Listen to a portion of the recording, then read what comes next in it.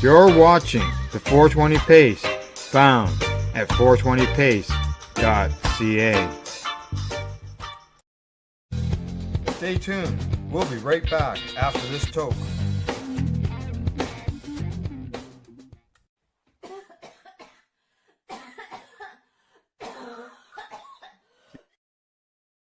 You're listening to the Pace Radio Network here at paceradio.net. The views expressed by the individuals during this broadcast are their own opinions, and they may not be the same as those of their group or other organizations they may be involved with. All medical advisation.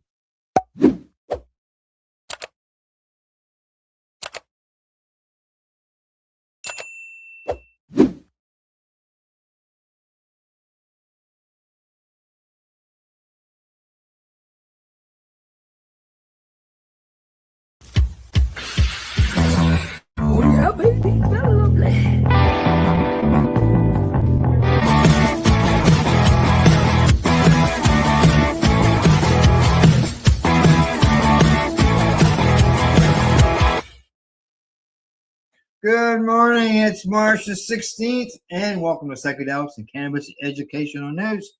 We're live here at paceradio.net, 420pace.ca, and looks like Rev Cindy is a little heated up this morning. She's got the fans on. Is it the stories we got that's got you? It's my age. It's called menopause.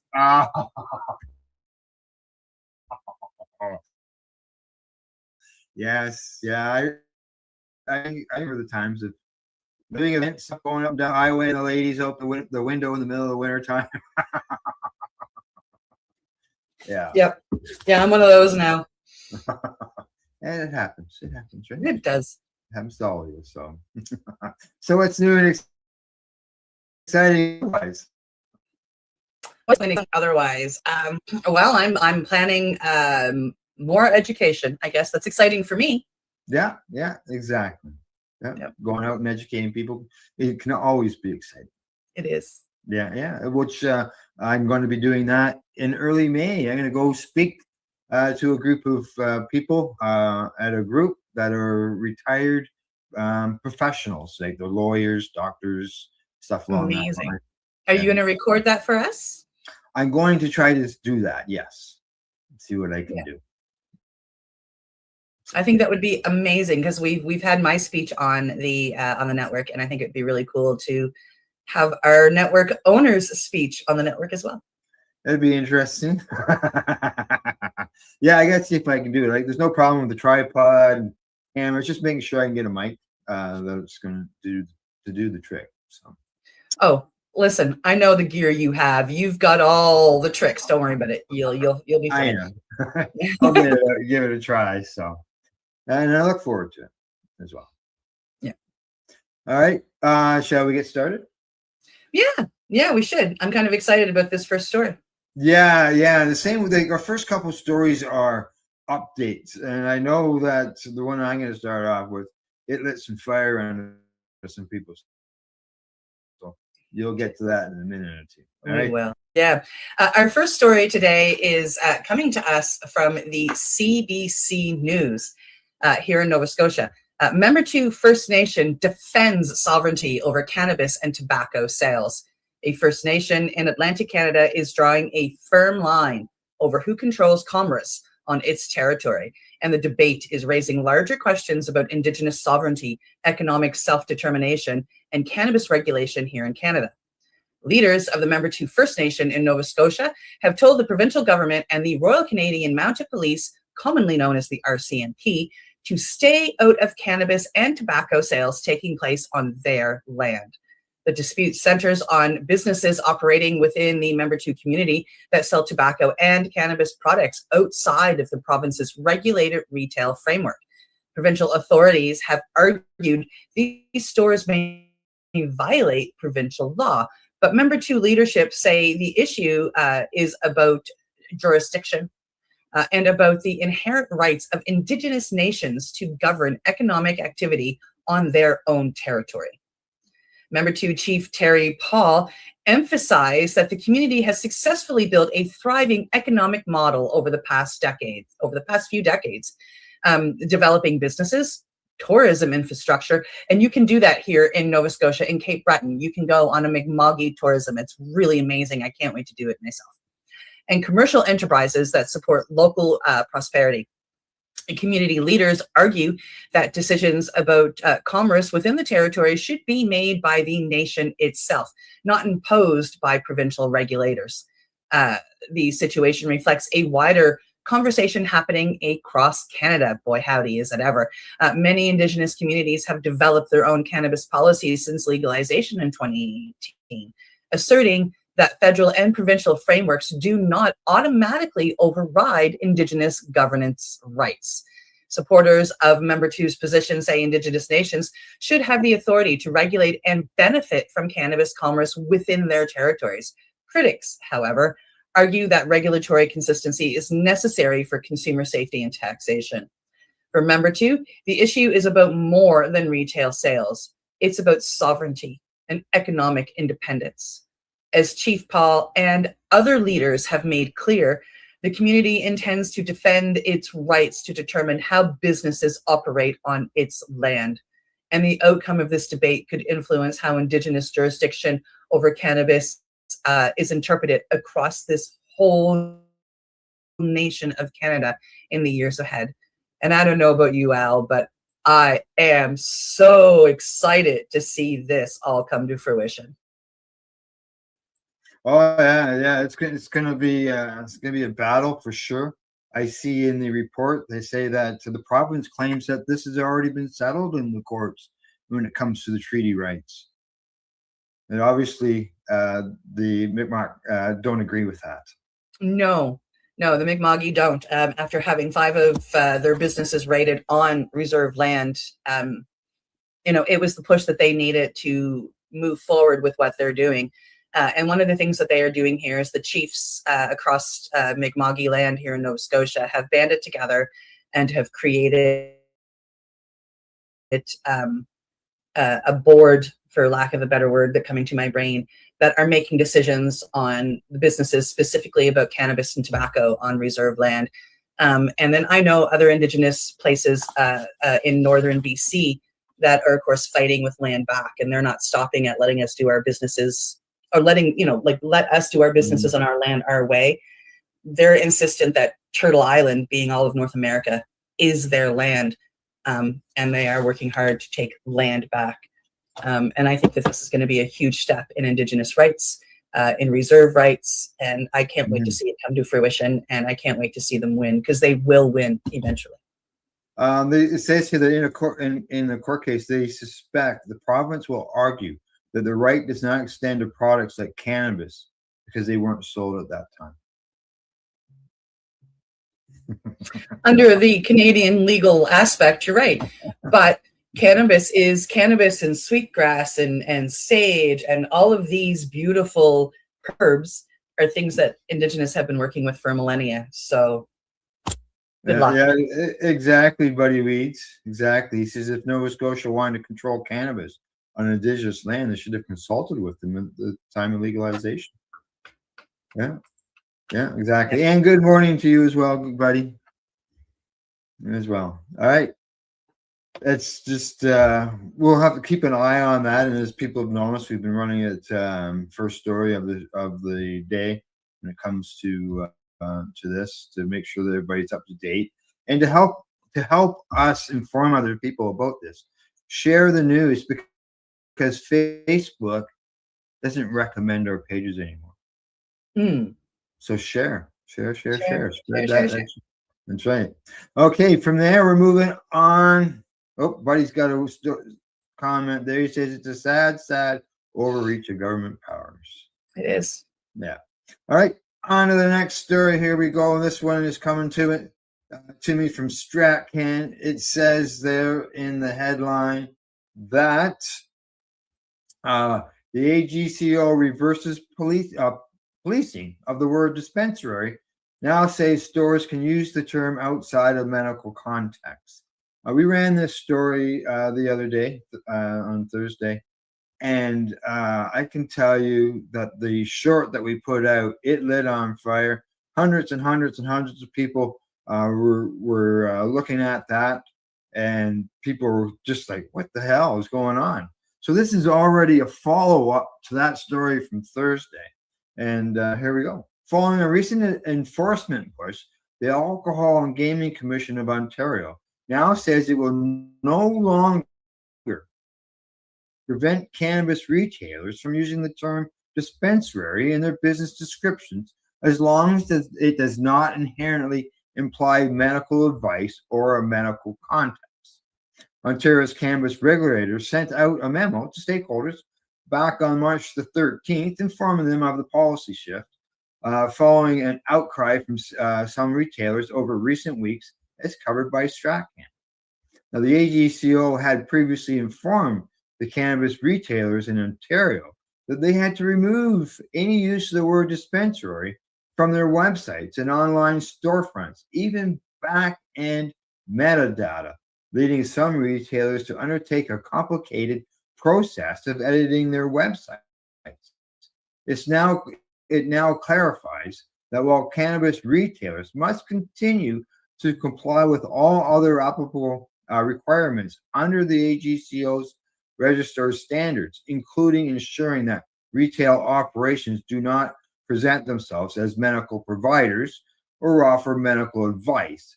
This will not include the use of the term dispensary when used outside of a medical context.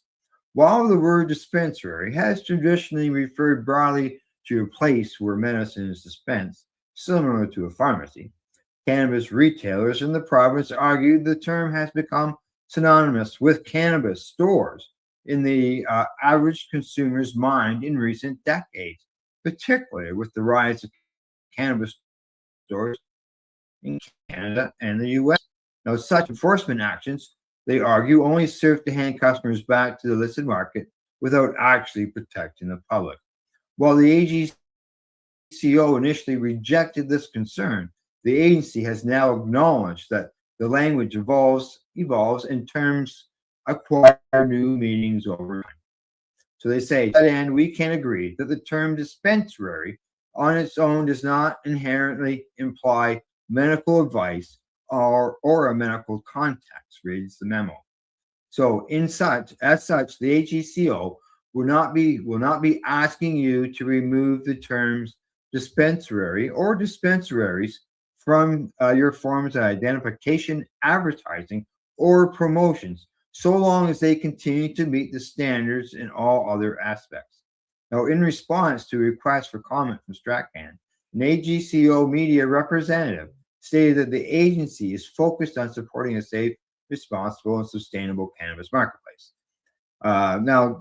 They say to remain an effective regulator, we are committed to always working closely with consumers, licensed operators, and other experts to ensure our regulatory approach evolves alongside the industry and the communities we serve. We will continue to listen to stakeholders and adapt our approach as the sector grows and new issues emerge, ensuring regulations remain effective, practical, and aligned with public safety concerns. Well, Cindy, that didn't last very long, did it? No, not at all.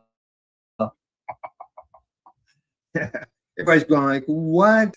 Like, I was talking with people afterwards and they were saying the same thing. And I said, when was the last time that a doctor gave you a prescription and said, hey, take this to the dispensary? They say, take it to the pharmacy. Mm-hmm. I've never been told to get to the dispensary. Oh. Yeah, I have to agree with Buddy here. He says, yes, some common sense, exactly. And it was a surprise, especially coming from Ontario. Yeah, it's good to see that they reversed that. Now, there was a quote from one of the people who had Owen Allerton. Yes. He said it's excellent to see the government making a rational decision here. It's definitely the best thing for the industry to be able to compete with the illicit market, calling it an amazing win, and saying how grateful that he is that they have changed their position and are allowing us all to use the term that customers are using to search for us. There you go. Common sense, just like Buddy says. It's it was just I couldn't believe it how quickly the numbers just flew up on our YouTube post of that story. Yep. And yeah, people were paying attention. So hopefully they'll see the change. Yep. Fingers All right. crossed. On to the next All one. right. On to the next story, coming to us from the Ounce. Now, this is coming to us actually from Newfoundland. Cannabis sales rise in Newfoundland, but government revenue falls. Isn't that interesting? Cannabis sales are climbing in Atlantic Canada, but surprisingly, government revenues aren't keeping pace. According to a new report highlighted by the Ounce, legal cannabis sales in Newfoundland and Labrador have increased significantly over the past year. More consumers are purchasing products through the legal retailers, and overall market activity continues to grow. However, despite the rise in sales volume, the province's revenue from cannabis is actually declining. The reason largely comes down to pricing pressure. As the legal cannabis industry matures, competition between producers have driven wholesale prices downward. While lower prices can help attract consumers away from the illicit market, it also means the governments collect less tax revenue per product sold. Another factor is the evolving retail landscape. With more stores opening and more product variety available, companies are increasingly competing on price and promotions, squeezing margins throughout the supply chain. Industry analysts say this trend isn't unique to Newfoundland and Labrador. Across Canada, cannabis markets are moving into a new phase where growth is driven less by high prices and novelty and more by efficiency, competition, and consumer loyalty. For government that initially projected strong tax revenue from legalization, the numbers are now forcing a reality check. Will be growing as an industry, but the financial windfall some policymakers once expected is proving harder to achieve. This makes sense to me, Al. Like, I mean, I shop both in the legal and in the legacy Indigenous market. And one of the things I've noticed over the past, I'd say 12 to 18 months, is that the prices on the legal side are coming down. An ounce that I used to pay $174 in the market is now down to about $150. I mean, that's a big $20 difference. And when you take that over hundreds of ounces, that's a huge downfall. Well, if you go through an ounce a week, you're looking at an $80 a month savings. But that's an $80 a month that they're not getting from one person. Yeah. Correct. And like, I'm the company I'm thinking of is actually a Nova Scotia company, and I've been watching their prices drop a little bit. They grow amazing cannabis, truly amazing, burns clean. They grow it aquaponically. There's no chemicals. It's beautiful cannabis. But their prices have gone down just to compete with the lower end pricing, and it's the only way that they can stay in business. Yeah.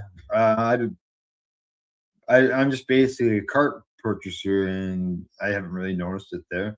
I'm not buying any herbs, so I don't know to be able to let you know what we're seeing at this end of the woods. The prices are dropping out in Ontario too, because when I was out in Ontario, I bought I don't even know if I have any here. I do. I bought some hash wrap joints when I was there, and in my research in looking for them, Ontario is so different than Nova Scotia, of course, because everything's by government here. Everything's in the Nova Scotia liquor store, and everything is uniform from literally the northern tip to the southern tip. But when I was in Toronto and went searching for these joints within like a 2-block system, this joint went from anywhere between $17 to $29.99. Wow, that's a big difference. $12. Big, over $10 difference from like literally within 2 blocks. Wow. Either someone's making a lot of money or someone's not making any money. Yeah, well, I went and bought a few from the gentleman who had them for the $17. Rosebud Cannabis, by the way, amazing dude, amazing dispensary. You feel like you're walking into Legacy straight up. It's amazing. And he gives he gives better prices on purpose to draw people in, is what he said. He doesn't believe that he should be making a fortune on other people's needs. Yeah, good. All righty. Moving on to our next story. We've been talking about scromiting, CHS. What's the cause of this? Seems to be they can't nail it down exactly where this is coming from. But hey, we got something new to add to the mix, and here we go with our next story. This one comes to us from greenstate.com. It says new study links cannabis vaping to controversial vomiting syndrome. That's right. Something else to add to the list. A new study by California researchers is raising concerns of a possible link between cannabis vaping and a rare disorder called cannabinoid hyperemesis syndrome, or CHS, that can leave users violently vomiting for days. The researchers found that people who use electronic vape cartridges develop CHS much faster than people who smoke cannabis or used edibles. Now, Megan Midqua, one of the study's authors, called the findings combined with increasing vape usage a massive public health concern. Now, according to our recent study findings, those who used vapes alone are hitting it more often throughout the day and developing CHS symptoms sooner than those who smoke by years. And years is in bold letters. Now, she goes on to say, well, this is what she says in the LinkedIn post. But the study published last week in Cannabis and Cannabinoid Research was based on more than 1,130 responses to a digital survey sent to people who said they experienced CHS. It did not prove any causal mechanism between vaping and developing CHS, but found a strong statistically significant association showing vape cartridge users were more likely to develop CHS sooner compared to smokers and use higher levels of cannabis. Now, Cody Peterson, the study's lead author and an associate professor of pharmaceutical science at UC Irvine, cautioned that the results do not prove vaping cannabis is more dangerous than smoking. He says, this is just an association that we saw. We certainly can't say anything definitive. Now, and he also says that it's just something we noticed, that people who exclusively vaped developed CHS in a shorter timeline. Now, he also goes on to say that the study's strong association between heavy daily use of cannabis, including THC-rich vape cartridges, provides strong evidence that THC itself is causing CHS. Some of the survey respondents were using cannabis for as long as a decade before developing the syndrome, and the survey found that 96% of people who used cannabis products at least daily before they developed CHS, with nearly half saying they use cannabis 6 or more times a day. Peterson says that CHS is likely caused by changes to our body's endocannabinoid system, a complex neurological network, and that can result in someone developing a condition even after safely consuming cannabis for years. Many cannabis users, though, deny that THC could be causing the nausea and instead blame the vomiting on cannabis that is contaminated with pesticides or other toxins. Further complicating the issue is that some cannabis products have been shown to be helpful with treating nausea, making the development of CHS seem paradoxical to some people. Well, Cindy, there we go. It's the vapes. He even says in there that it's the cannabinoid system is messed up now because of them. They're trying really, really hard. One of the things that they said in here, Peterson, he says, if it's just tainted weed, then everybody who bought from that one dealer or that store would get sick, yet only some people are getting sick. We all have different immune systems, Mr. Peterson. Some of us have an immune system that can take those pesticides and we can filter them using our kidneys and our liver, and we can get them out and we don't get sick. Some of us aren't that lucky. And some of us, some people may go and they may smoke a joint a week. Therefore, the pesticides aren't going to affect them like somebody who smokes 2 joints a day. There's so much more about it. And when you talk about the fact that it's happening with vape cartridges, many, many, many vape cartridges out there have things like PG and VG. These things will make you sick. They add in extra terpenes. People can have allergies to them. If you left it just as live resin, just as like this is the pure live resin or rosin that's coming from the plant, there's no chemicals, there's no pesticides. You watch how many people don't get sick. Yeah, well, Buddy's with a lot of other people. He agrees that he says he believes that it's condensed pesticides causing it. He says there are over 100 approved pesticides, and smoking them are completely different. And here in Canada, over 100. There are over 100 pesticides that are approved to use for use. Yep.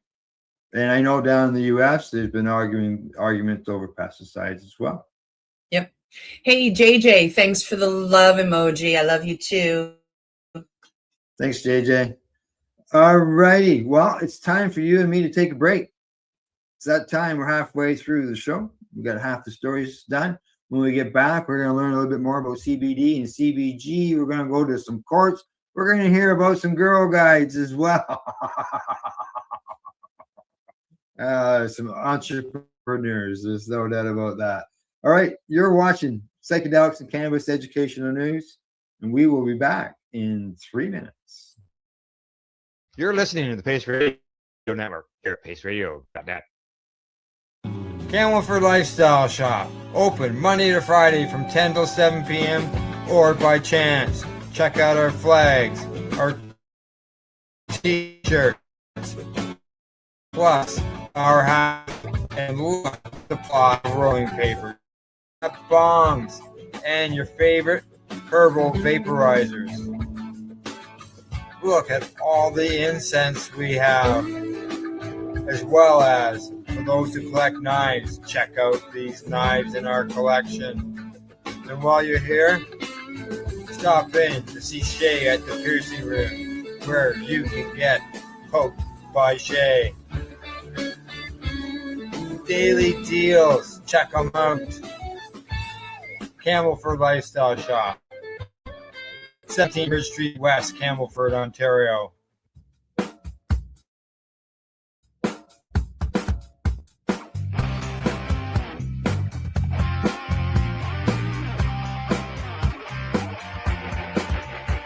I'm having an awesome day, and I'm pretty sure it stays that way.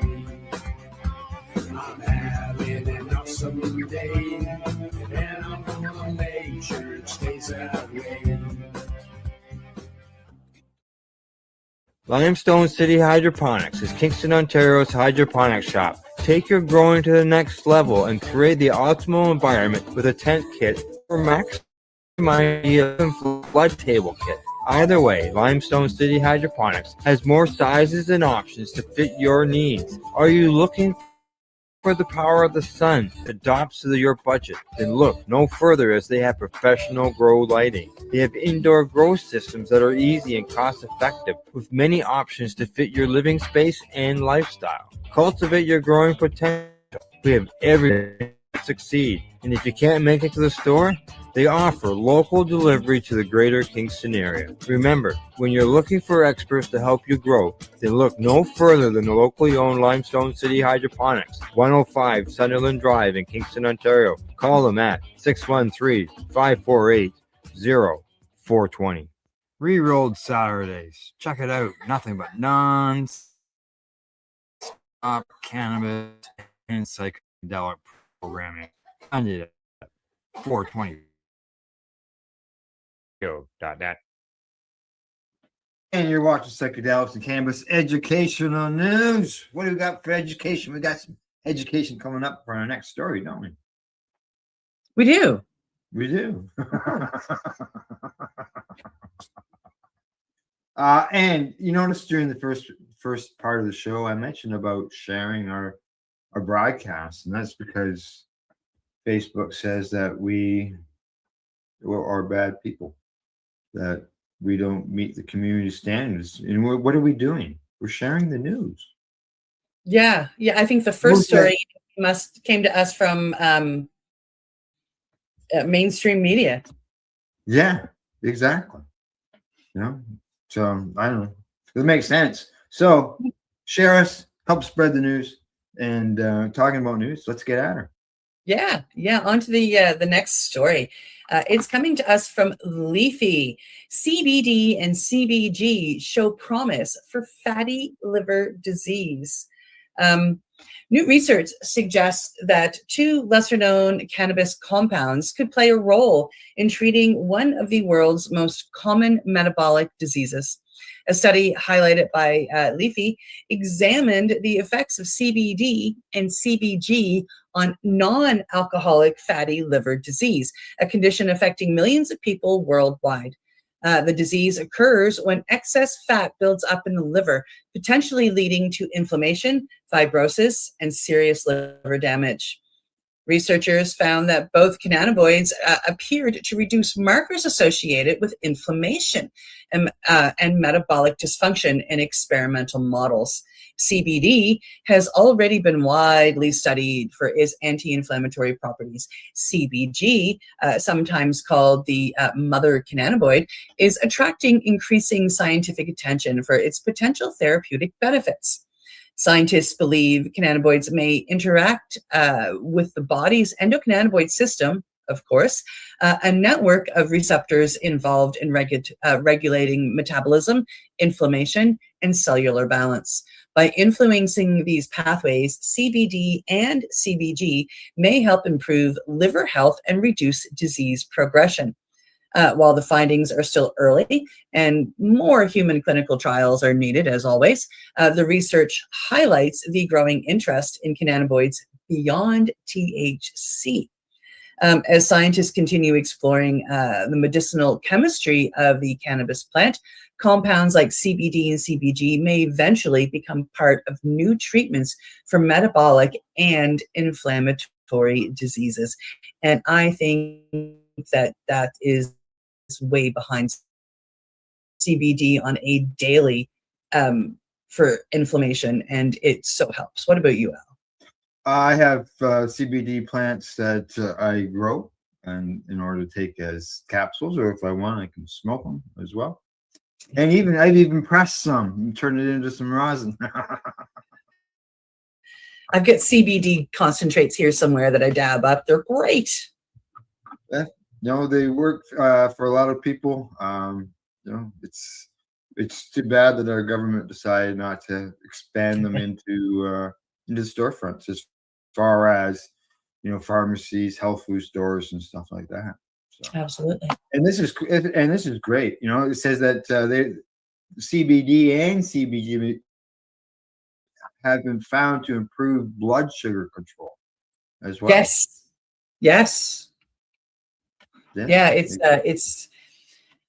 like we look at cannabis, and if they hadn't have had prohibition back in 1923, we were using it. We being humans were using it as medicine way back then, in cough medicine, pain medicine. Oh, this is your daytime stuff with cannabis sativa. This is your nighttime stuff with cannabis indica.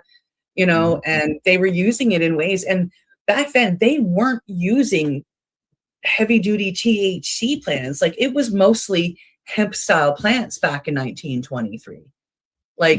So not a lot of people were getting crazy high. It wasn't all about THC. But then, of course, when they criminalized it, that's what they focused on. It's nasty stuff, that cannabis. Oh, that THC cannabis. Ooh, it's so bad. And, and that brought all of our attention to that. And of course, there's just so much more to the plant, and it's not all about getting high. We've talked about it on many shows, how we, utilized the fan leaves for something, or the roots for something else, or the stalks. Yeah, I've even made oils, TCA oil, not even decarboxylated the cannabis, because there's benefits that way as well. I know a few people that do that, because they don't activate the THC, but if you take it, you still get the benefits without getting super high, which allows somebody who needs to take cannabis to fight cancer to be able to take a full gram a day versus taking, such a little bit. Like you get less high, so therefore they can take more and fight their cancers or fight their Alzheimer's or fight their Parkinson's without being stupid high. And Buddy has a few words as well. We love you, Buddy. Thank you so much. Yeah. All righty. From there, we'll move on to our next story. And this one is coming to us from normal.org. And the headline says, Federal Appeals Court, workers' compensation plans can't reimburse patients for medical cannabis costs because it's a Schedule 1. A permanently disabled marine employee cannot, or maritime employee cannot be reimbursed for costs related to his use of medical cannabis products, according to a ruling by judges on the Second Court of Appeals. The petition, or the petitioner, who possessed a valid recommendation to access medical cannabis under Puerto Rican law, sought reimbursement from both his former employees, insurance carrier, as well as from the federal government pursuant to Section 7 of the Longshore and Harbors Workers' Compensation Act, a federal law providing no-fault medical and wage replacement benefits to maritime employees injured or disabled as U.S. navigable waters or adjoining areas. Now, the appellant court rejected the petitioner's request because federal law currently defines cannabis as a substance with no accepted medical use. Okay. They decided marijuana's reclassification as a Schedule 1 substance under the CSA unequivocally provides, for purposes of federal law, that it has no accepted medical use. It may very well be the case that the federal government will at some point, perhaps even in the near future, remove cannabis from Schedule 1 of the CSA. But that is a decision for the political branches of the federal government, not for the judiciary. This court is obligated to apply the law as it currently stands. Now, several state courts have previously weighed in on matters surrounding whether employees can be compensated for the use of medical cannabis. For example, courts in New Hampshire, New Jersey, and Pennsylvania have ruled in favor of employees' compensation rights, while courts in Massachusetts and Minnesota have ruled against them. Now, writing in the 2023 op-ed, Normal's Deputy Director Paul Armato says, most patients, most physicians, and most state laws view cannabis as a legitimate therapeutic option. Therefore, the millions of Americans who rely upon medical cannabis products ought to be afforded the same entitlements as those who use other conventional medications and therapies. Those privileges should include insurance provided in reimbursement for medical cannabis treatment. And I have to agree with Mr. Armaretto and Normal on that. 100%. Yeah. 100%. Yeah. Yeah. Here in Canada, I don't know what the laws are now. The last time I had to fight for them, I had some work insurance that gave me $300 a year that I could use for medical purposes. And where medical cannabis was legal here in Canada, I was allowed to claim some of that. I mean, mind you, $300 isn't even a month worth of medicine, but No. It is what it is. And then I know that there was somebody here in Canada fighting for workers' comp coverage, and I'm not sure whatever happened to that. Yeah. Straight. I know that Sun Life has covered some people. There are some insurance companies that will. As you mentioned, there's a cap. The one I know of I'm aware of is $2,500 Yeah, a the year. 300 was before legalization, actually. Well, $300 a month. Well, yeah, you're a little No, more. 300 a year before legalization. Yeah. So there is some coverage out there. Yeah. But yeah, you gotta look for it. And as far as your work at work, if your work has got some type of insurance policy that you're on, you can check there to see if there's any hope of coverage. I would think that any company who would get that on their plan would probably see an increase in what they're paying for it as well. So Yep. Oh yeah. yeah, it's so dangerous. All righty.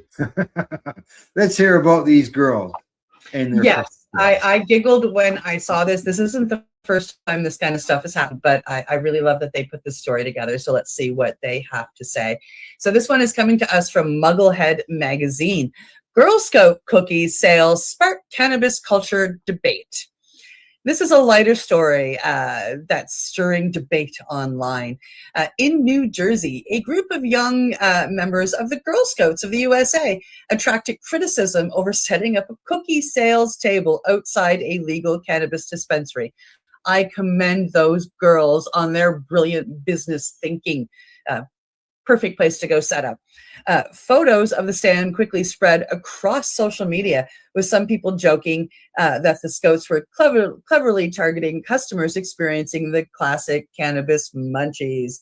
Others, however, argued that selling cookies outside a dispensary raised questions about whether children should be involved in fundraising near adult use cannabis businesses. As Al and I were discussing earlier, they said outside the liquor stores all the time here in Canada. Supporters of these Scouts pointed out that the cookie sales often take place outside grocery stores, community events, and other high traffic locations. In this case, the dispensary owner had reportedly invited the group to set up there as a way to support their fundraising efforts. Good on the dispensary owner. Critics, meanwhile, said the situation highlighted the complicated cultural space cannabis now occupies. Legal and normalized in many places, but still controversial when it intersects with youth organizations. Despite the debate, many observers treated the story with humor, noting that the combination of cookies and cannabis culture was almost too predictable. Regardless of where people land on the issue, this viral moment shows just how much cannabis has entered mainstream culture, sometimes in unexpected ways.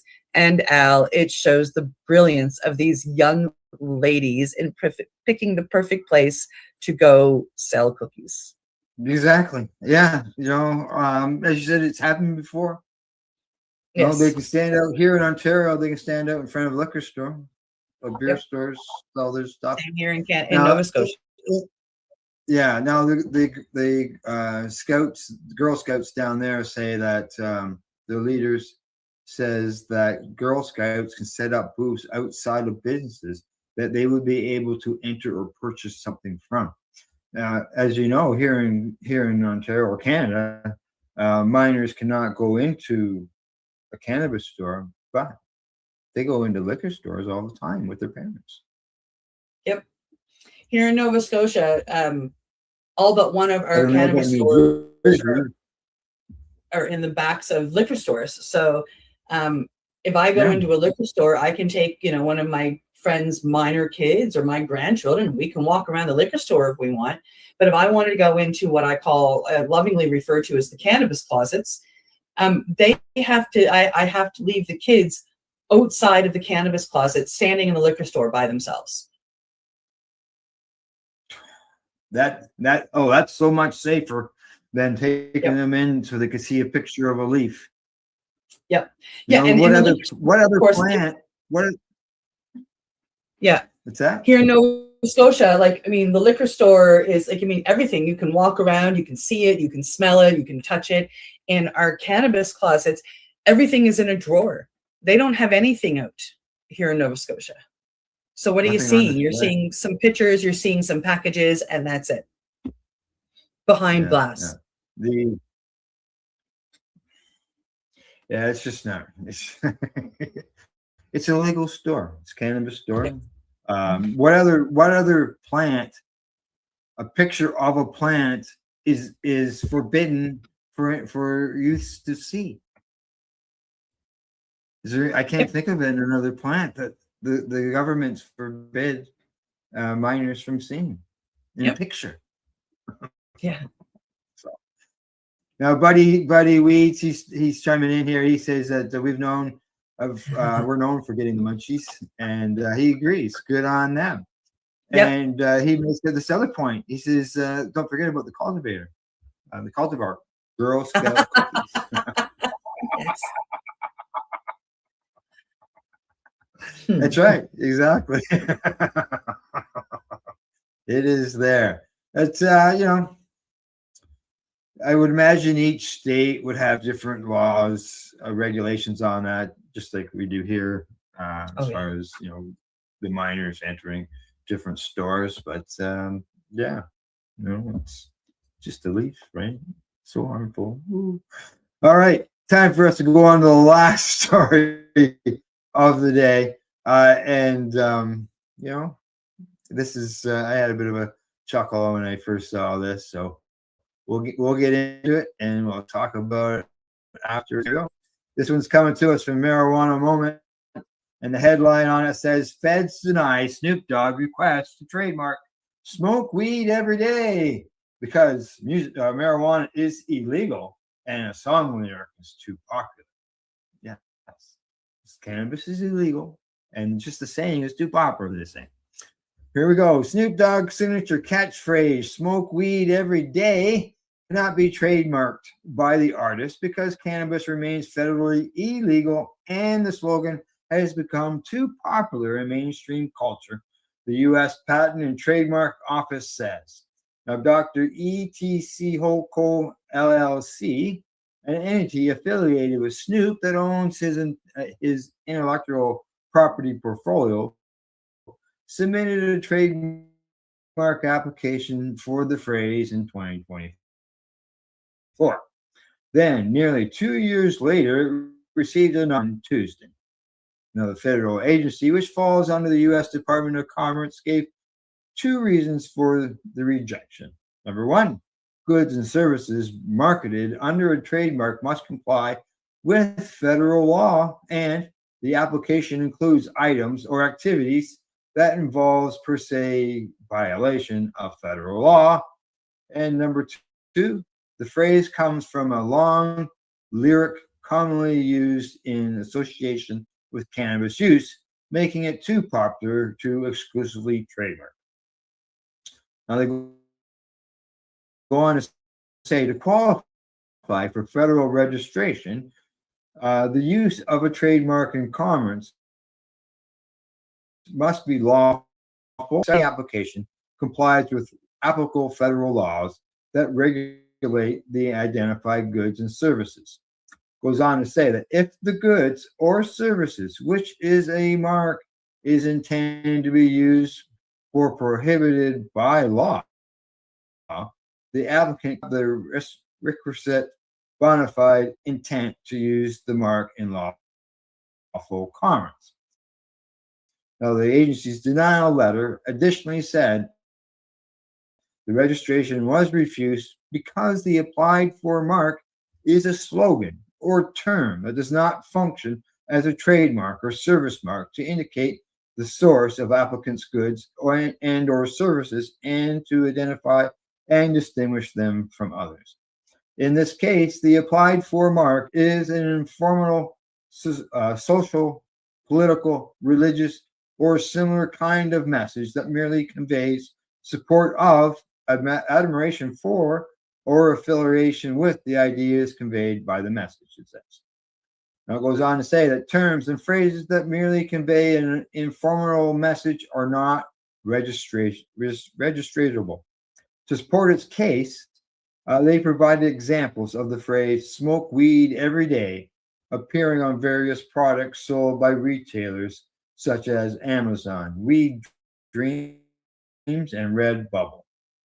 Now, Josh Gerben, an attorney and co-founder of Gerben IP, said in a blog post about the decision, about the denial, that Snoop's company may appeal the decision, but the most difficult part of the challenge the case presents is the federal legality issue tied to cannabis sales. I can see that.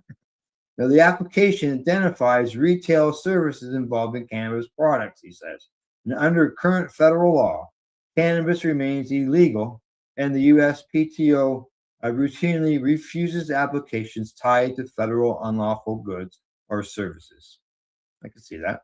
Now, taken together, the refusals create a steep uphill battle, Gerben says, and unfortunately, or fortunately for Snoop Dogg, this refusal affects only the trademark registration and not the activity the phrase famously celebrates. Now, there you go, Cindy. You can't the popular things you can't put a trademark on. And Yeah. the rescheduling expeditiously that hasn't started. It's been 3 months now. Expeditiously means really quick. Maybe at that point, maybe something might change. Yeah, maybe. For them, but they still got the fact Reschedule it. that it's a phrase that is commonly used, which would still be a battle even after it was changed, even if cannabis was legal. Yeah, because he's not the only one that uses it, right? So there are more battles than just the legality here. Although the legality is the biggest battle in there, there are still other battles that he would have to fight. Yeah. Oh yeah. Oh, for sure. And it's gonna be a while. I see Buddy Weeds has cropped up on our comments about the pictures of plants and being in use, not being allowed to see them. And he says that the poppy is used to support the Legion. And as we know, the poppy is the plant that makes the Opium. opioid, and the opium and all that other stuff. Yep. Good example. For sure. Yeah. You're allowed to grow poppies here in Canada. Even the red ones? Oh, I see them all over the place here in Nova Scotia. Yeah, people grow them all the time. Yeah. The right ones, because there are some poppies that don't. That don't. Yeah, they've genetically gotten rid of the opium stems that are in them. I honestly haven't paid attention to that. I just see the poppies along certain houses, right? And which I then assume, I look at the house and go, oh, veteran must live there. Yeah, and there's other plants too that people can get high on. Morning glories. No, Yep. They don't outlaw Amanita muscaria, you can get that, and it's legal. Yeah. So maybe someday some common sense will come in on that. And So okay, anything else? I don't think so.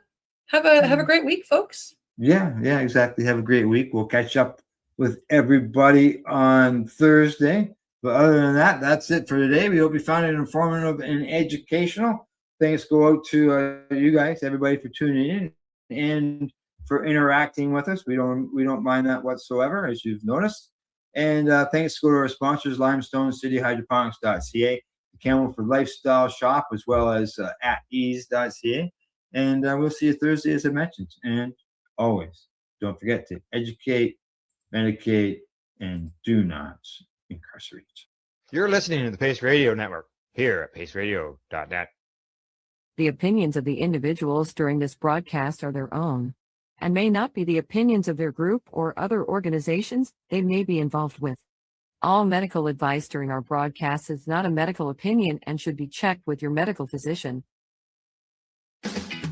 Enjoy the buzz of legalization with Campbellford Lifestyle Shop. From lights to plant nutrients, books, consumption accessories, and more. We've got all your basics to grow or consume cannabis. Visit our info center or take a look at our piercing services and body jewelry, now available in-store through Campbellford Lifestyle Shop, 17 Bridge Street West, Campbellford.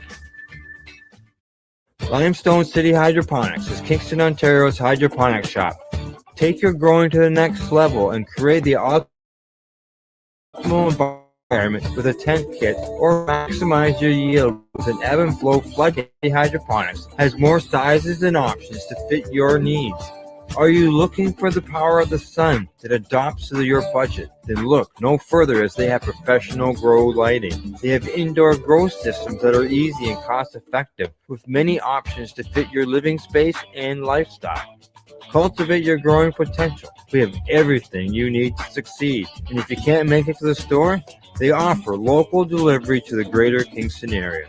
Remember, when you're looking for experts to help you grow, then look no further than the locally owned Limestone City Hydroponics, 105 Sunderland Drive in Kingston, Ontario. Call them at 613-548-0420. We are people advocating cannabis education here at paceradio.net.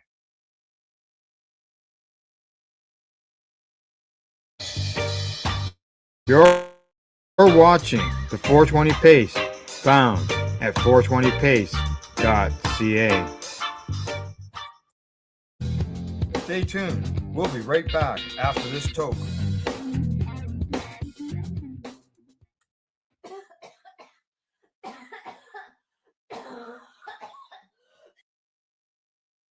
Mic on.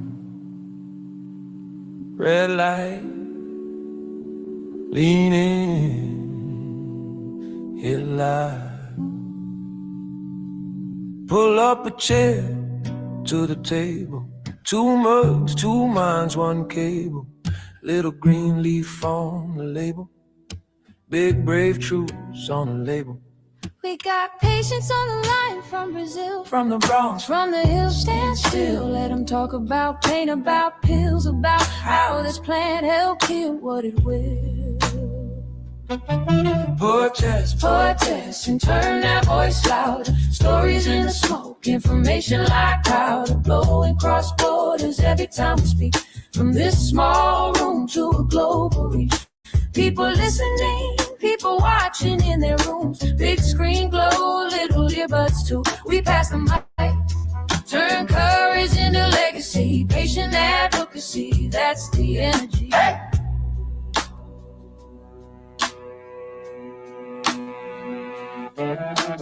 Glass jar on the desk, just a symbol. Camera on a ring light, simple. Host with the notes in a spiral. Guest with a scar and a trial. they say I was scared, I was quiet, till one dose cut the storm, stop the riot. Now millions of hearts stay silent, just leaning in closer to the science. Protest and turn that voice louder. Stories in the smoke, information like powder, blowing cross borders every time we speak. From this small room to a global reach. People listening, people watching in their rooms. Big screen glow, little earbuds too. We pass the mic, turn courage into legacy. Patient advocacy, that's the energy.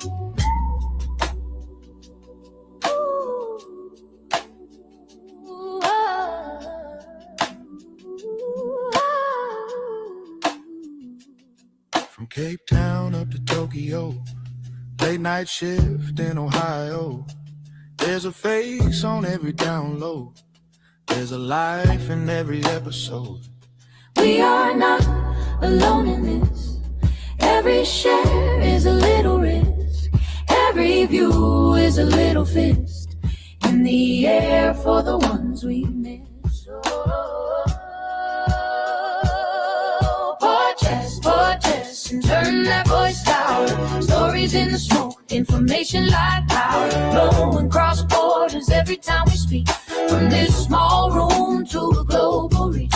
People listening, people watching in their rooms. Big screen glow, little earbuds too. We pass the mic, turn courage into legacy. Patient advocacy, that's the energy.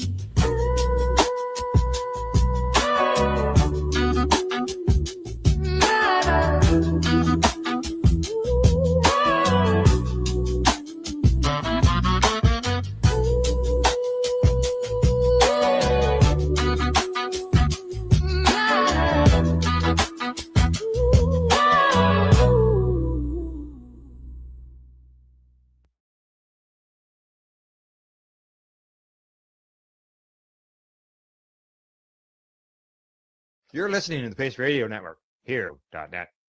The views expressed by the individuals during this broadcast are their own opinions, and they may not be the same as those of their group or other organizations they may be involved with. All medical advice during our broadcast is not a medical opinion and should be checked with your medical physician.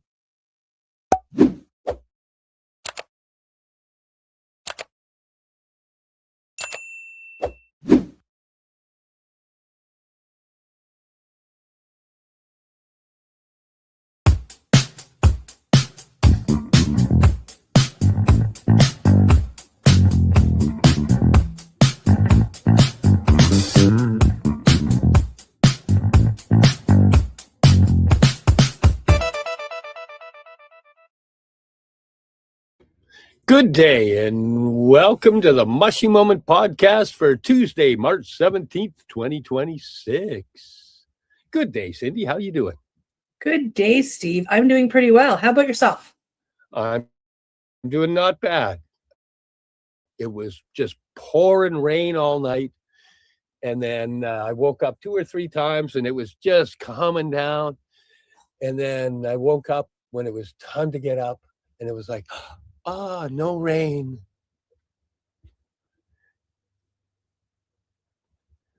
Well, that makes for a nicer day, right? Oh, always. I was trying to think of the band that did the song No Rain, but Blind Melon. I was going to crack a Blind Melon joke, but it just gets screwed if you can't remember the name of the band that does the song No Rain. How you doing out there? What do you got going on? Rain.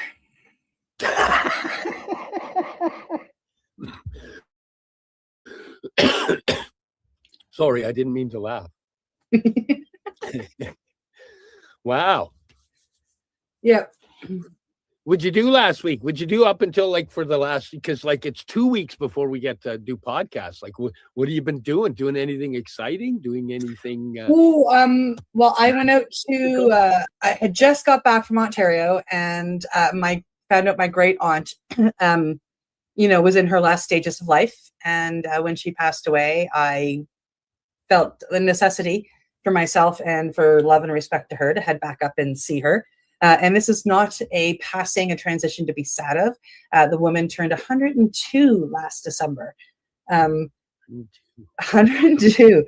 So it was a very, very beautiful celebration of life. She was a very large part of the family, very musical. And just to, say something about this woman that I absolutely admire. She, she was part of the armed forces.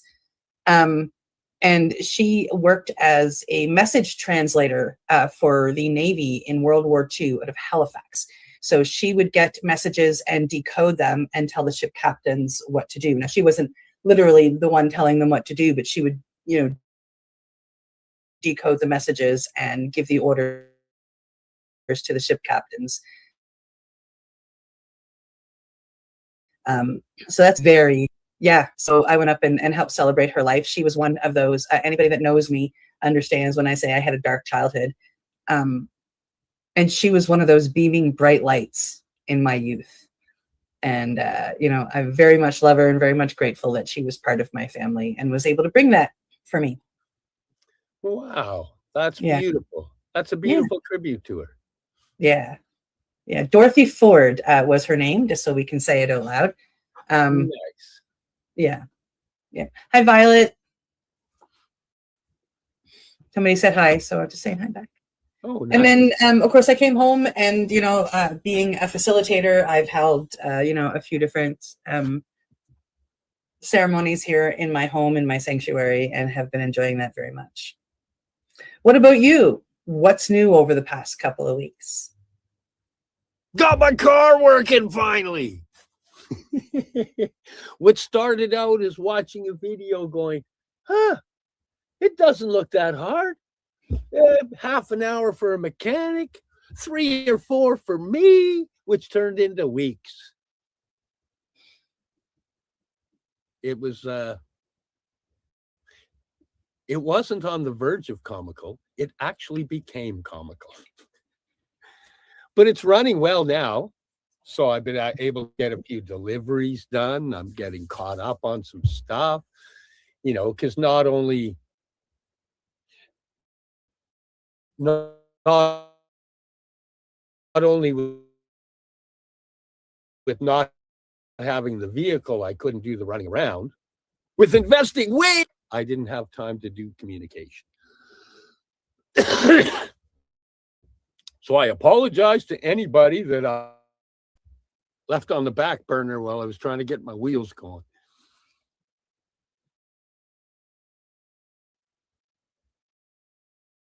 I like that something that starts as, that isn't hard. And in the end, I didn't fix it myself. I took it to my friends Rhonda and Craig, and my buddy Craig fixed her right up for me from NZ Auto Works in Vancouver. NZ Auto Works in Vancouver, and yeah, I'm really happy. There's no dash lights on. You step on the gas, it goes. Oh, it's a beautiful thing. Yeah, because before you were stepping on the gas and praying. Yes. Yes. Yes. Well, now that everybody knows about my fine car vibes. Yes. Well, Well, what are we going to talk about today, Cindy? Can you see I'm excited about it? we are talking today about, and Steve came up with this, the ethics of psychedelic facilitation. We have a couple of stories on deck that we're going to talk about. And then we're just going to have some conversation around the serving of these beautiful sacred medicines. And we have a couple stories we wanted to share today. So I might as well, we'll share the first one. And it is a story coming to us from People magazine, actually. As I scroll back up here, it says, as I close this, tourist 41 drank psychedelic tea during a spiritual retreat in Peru, and now his dead body is waiting to be claimed by family. Very sad. This happened last June. An American tourist has died after drinking a hallucinogenic herbal tea during her spiritual retreat in Peru, according to reports. On Sunday, June 1st, Aaron Castronova, 41, from Alabama, died after allegedly ingesting an ayahuasca brew at the La Casa de Guillermo Icona Hostel in Loreto, located in the Peruvian Amazon rainforest. Daily Mail, national outlets, La Repubblica, and Infobay reported. Castronova suffered multiple organ failure with the presence of a pleural effusion, which is fluid around the lungs, and acute pancreatitis, Info reported. Citing the regional prosecutor's forensic pathologist, who is Dr. Narcisco Lopez. Lopez suggested that Castronova was on certain medicines that, combined with consuming ayahuasca, can trigger serious adverse reactions, per the outlet. Ayahuasca is a psychedelic brew containing the natural chemical DMT found in the Psychotria viridis plant leaves, which is illegal in the U.S. The brew has been used for centuries by indigenous peoples from Peru, Brazil, Colombia, and Ecuador in religious rituals and for therapeutic purposes, according to the Alcohol and Drug Foundation. Castronova reportedly consumed the drink during a ritual in Santa Maria de Ojeda's indigenous community. Hostel managers claim that he didn't inform the ceremony organizers he was on antibiotics ahead of the ritual, per the Daily Mail. Following his death, the authorities were alerted, and Castronova's body was transported by river to the port of Bella Vista, Nanye, and then transferred to the central morgue in Iquitos, where it remains pending claim by his family or the U.S. Embassy. This was reported. No family members have come forward to the morgue or contacted the Peruvian authorities yet regarding his death at the time.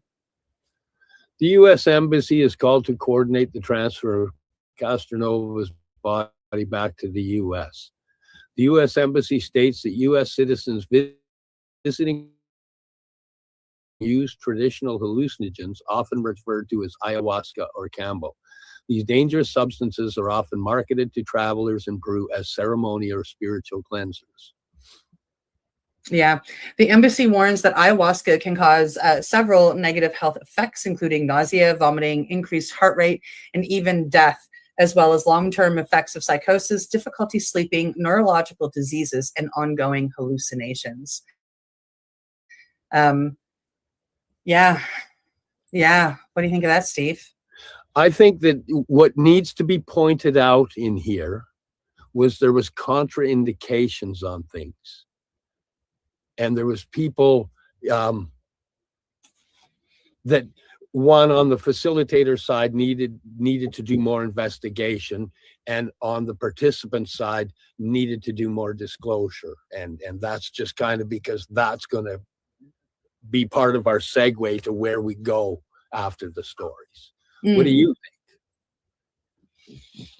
think? What do I think? I think that this story is a very it's a very good story to show why we need to be more careful, both as facilitators and more honest as participants.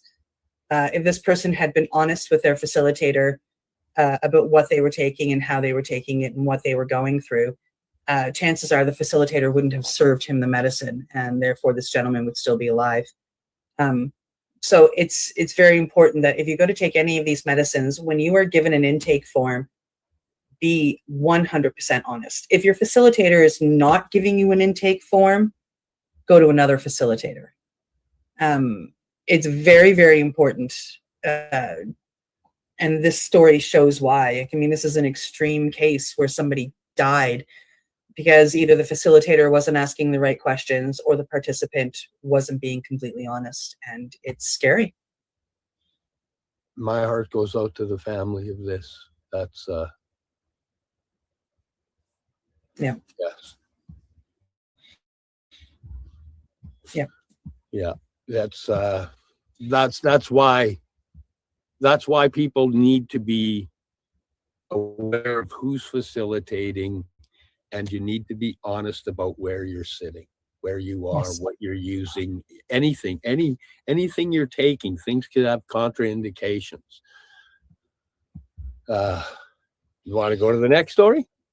Oh, absolutely, we can. Let's chat about the next one, which is coming to us from New South Wales. What is it called? Support the Guardian.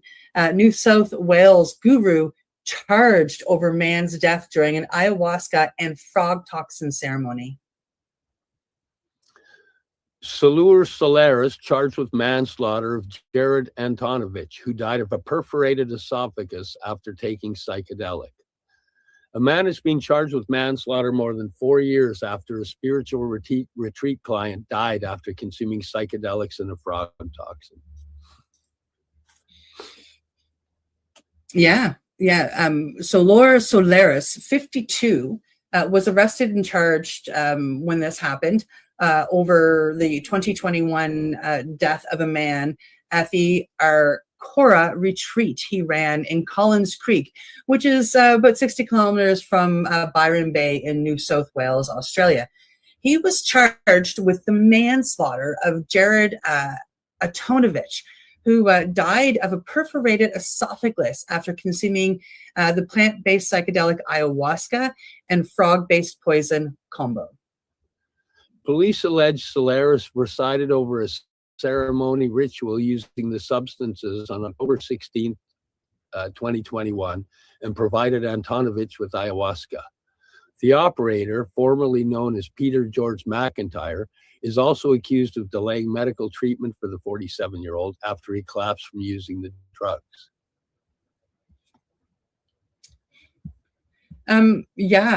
Combo is only found in the Amazon rainforest and has to be obtained by scraping the clear mucus-like substance off the back of a giant tree frog, actually the back of his legs. It is classified as a Schedule 10 poison by the Therapeutic Goods Administration, which is the highest level of classification, meaning it is banned from use in Australia. The use of Campbell was banned 2 weeks before Antonovich's passing. Ayahuasca, banned in 2022, is a plant-based psychedelic normally consumed as a bitter-tasting tea with a strong odor. Yeah, I haven't done Aya. You have, so I don't know what it tastes or smells like. The use of both is it bad? It's bitter, yeah. Yeah. The use of both substances is based on the traditional knowledge of indigenous South American communities, with adherents believing they can detoxify the body. Solaris has been banned from providing any health services, either in paid employment or voluntary, to any member of the public by state's Health Care Complaints Commission. Antonovich's family has previously called for similar ceremonies to be banned. He had a heart of gold. No one deserves what happened to him. The victim's brother, Chris, told reporters after an inquest into the death in 2024. Solaris was released on bail Tuesday on the condition that he not leave the country, report to police 3 times a week, and provide a $20,000 security agreement should he fail to appear in court. He will face the Lismore local court on March 30th. Yeah, and this was March 30th, a year ago, I believe. Yes, I believe the case is still ongoing. Yeah, I wasn't able to find anything more about it, so I have no doubt. Now, we had a gentleman here in Nova Scotia who, I don't believe that he actually hurt anybody, but he was practicing ayahuasca here, citing church and ceremony. And he was raided not very long ago, and they eventually settled to pretty much let him go with the promise that he just plans the church and doesn't serve anything anymore, and he's being kept a good eye on. But also, they're not they basically have dismissed everything, so it won't show up on his record, so he can still travel to Peru to sit with the medicine. Oops.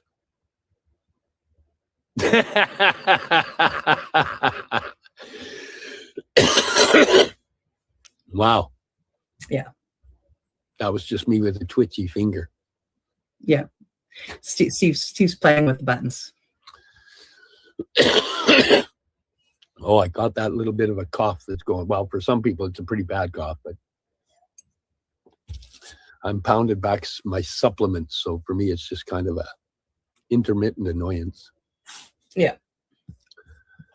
So that kind of brings us to what our conversation was kind of about today, which is the ethics of facilitation in psychedelics and entheogens.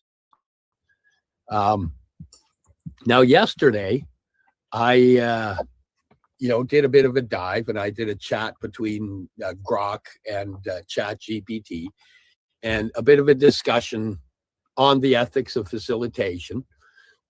And do you have that one set up to bring up, or should I set it up? Okay. Or do we even need to bring it up? Because we're just going to scroll through it and yeah, we're just going to chat about it, so we don't need to. I can bring it up on my other screen so I can see it. I look this way when I read it, but there it is, and we can just chat about it. Okay. Because I when I went through it and got it kind of like what it said, and I would like to discuss the different sections. Is basically what I was thinking anyway. I'm in. I told you that before, so I'm in 100%. Okay, so I'll just kind of again, this was a conversation done me, Grok, and ChatGPT just debating stuff, and this is what kind of the final draft where I went, oh, this is kind of like what I'd like to speak on. So the ethics of facilitation in psychedelic assisted therapy or entheogenic guidance boil down to one core reality. Psychedelics dramatically increase a person's vulnerability and openness, turning the person guiding the session into a position of extraordinary influence and responsibility. The facilitator isn't just sitting there. They become a temporary anchor for someone whose sense of self, reality, and boundaries can temporarily dissolve. Poor facilitation can cause deep harm, even death, as we've just shown you. Skilled ethical facilitation can help unlock profound healing. And what we've got coming up is a detailed but accessible breakdown of the key ethical issues and best practices. And this is drawing from all the current clinical research and training protocols like MAPS, Embark, both the Oregon and Colorado models, an expert consensus of 2026. So the first thing that it brings up right off the top, as this really needs to be done, is informed consent. And it has to be done extra thorough and honest. Basically what it wrote out was, normal therapy consent is already important, but psychedelics make it harder because the experience is so unpredictable and life-changing. You can't fully know what ego dissolution, intense emotions, visions, or belief shifts will feel like until they happen. People often come out with new views on life, spirituality, interconnectedness, and even their core identity. Changes they couldn't fully predict or prepare for beforehand. Ethical facilitators explain this openly. This might change how you see yourself or the world in ways you can't anticipate right now. Some people love the shift, others find it disorienting. Consent must be ongoing. And this part I really quite liked. Consent must be ongoing. It's got to be dynamic. You check in during preparation. Honestly, you check in long before preparation. You check in during your first talks to make sure that consent is there.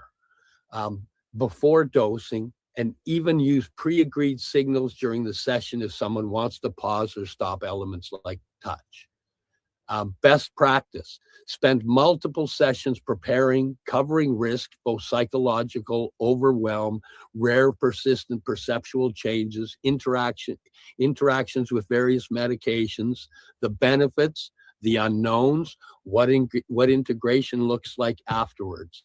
Never downplay the possibility of a profound, lasting change. So that's kind of the beginning of the first thing they say need to be addressed. Oh, yeah. What do you think? What do I think? Now, I didn't study with the ones listed here, but I did study with the 5-MeO information and vital education down in Mexico, who take a lot of this from MAPS. They work with MAPS. So it's all things that I've been taught, whether I was learning cacao or whether I was learning unofficially hape with other facilitators, whether I went and took this big, huge course. This even, it goes right over into my breathwork courses that I've been taking. Consent is key. Letting people know, and combo, yes, of course. I mean, like these are big ones. Consent is key. Letting people know what possibly could happen is absolute key. There have been participants that go along and, you give them all of this information and they'll decide they don't want to do it. That scares some facilitators, but I would rather have a participant who's fully on board with all of their parts than somebody who's coming in absolutely terrified and it can, then do them harm. And so it's very, very important. And I have found both through my trainings and my personal practice that people usually shy away when it's not about the death, it's not about the this, it's not about the that, it's about profound changes. And when I tell people I was an accountant before this and now this is what I do, that scares some people. And it's those profound changes that I find are more scary for anybody stepping into this medicine. They're like, well, am I not going to be who I am? Forgetting that who they are is the person who's addicted to their trauma or addicted to a substance, who is hurting, and that they're reacting with one person, one firefighter within them. And this medicine is going to help them bring out the person that is truly in there. And that scares the bajumpins out of a lot of people. Yes. And just a thought, but as facilitators, because some people aren't fully honest in what they, are you on any medications? Are you doing this? Are you doing that? Oh, no. But if a facilitator is completely honest and lets people know that people have died by not being honest and not telling about even antibiotics, that can further entice them to be honest if they're not being honest. Yes.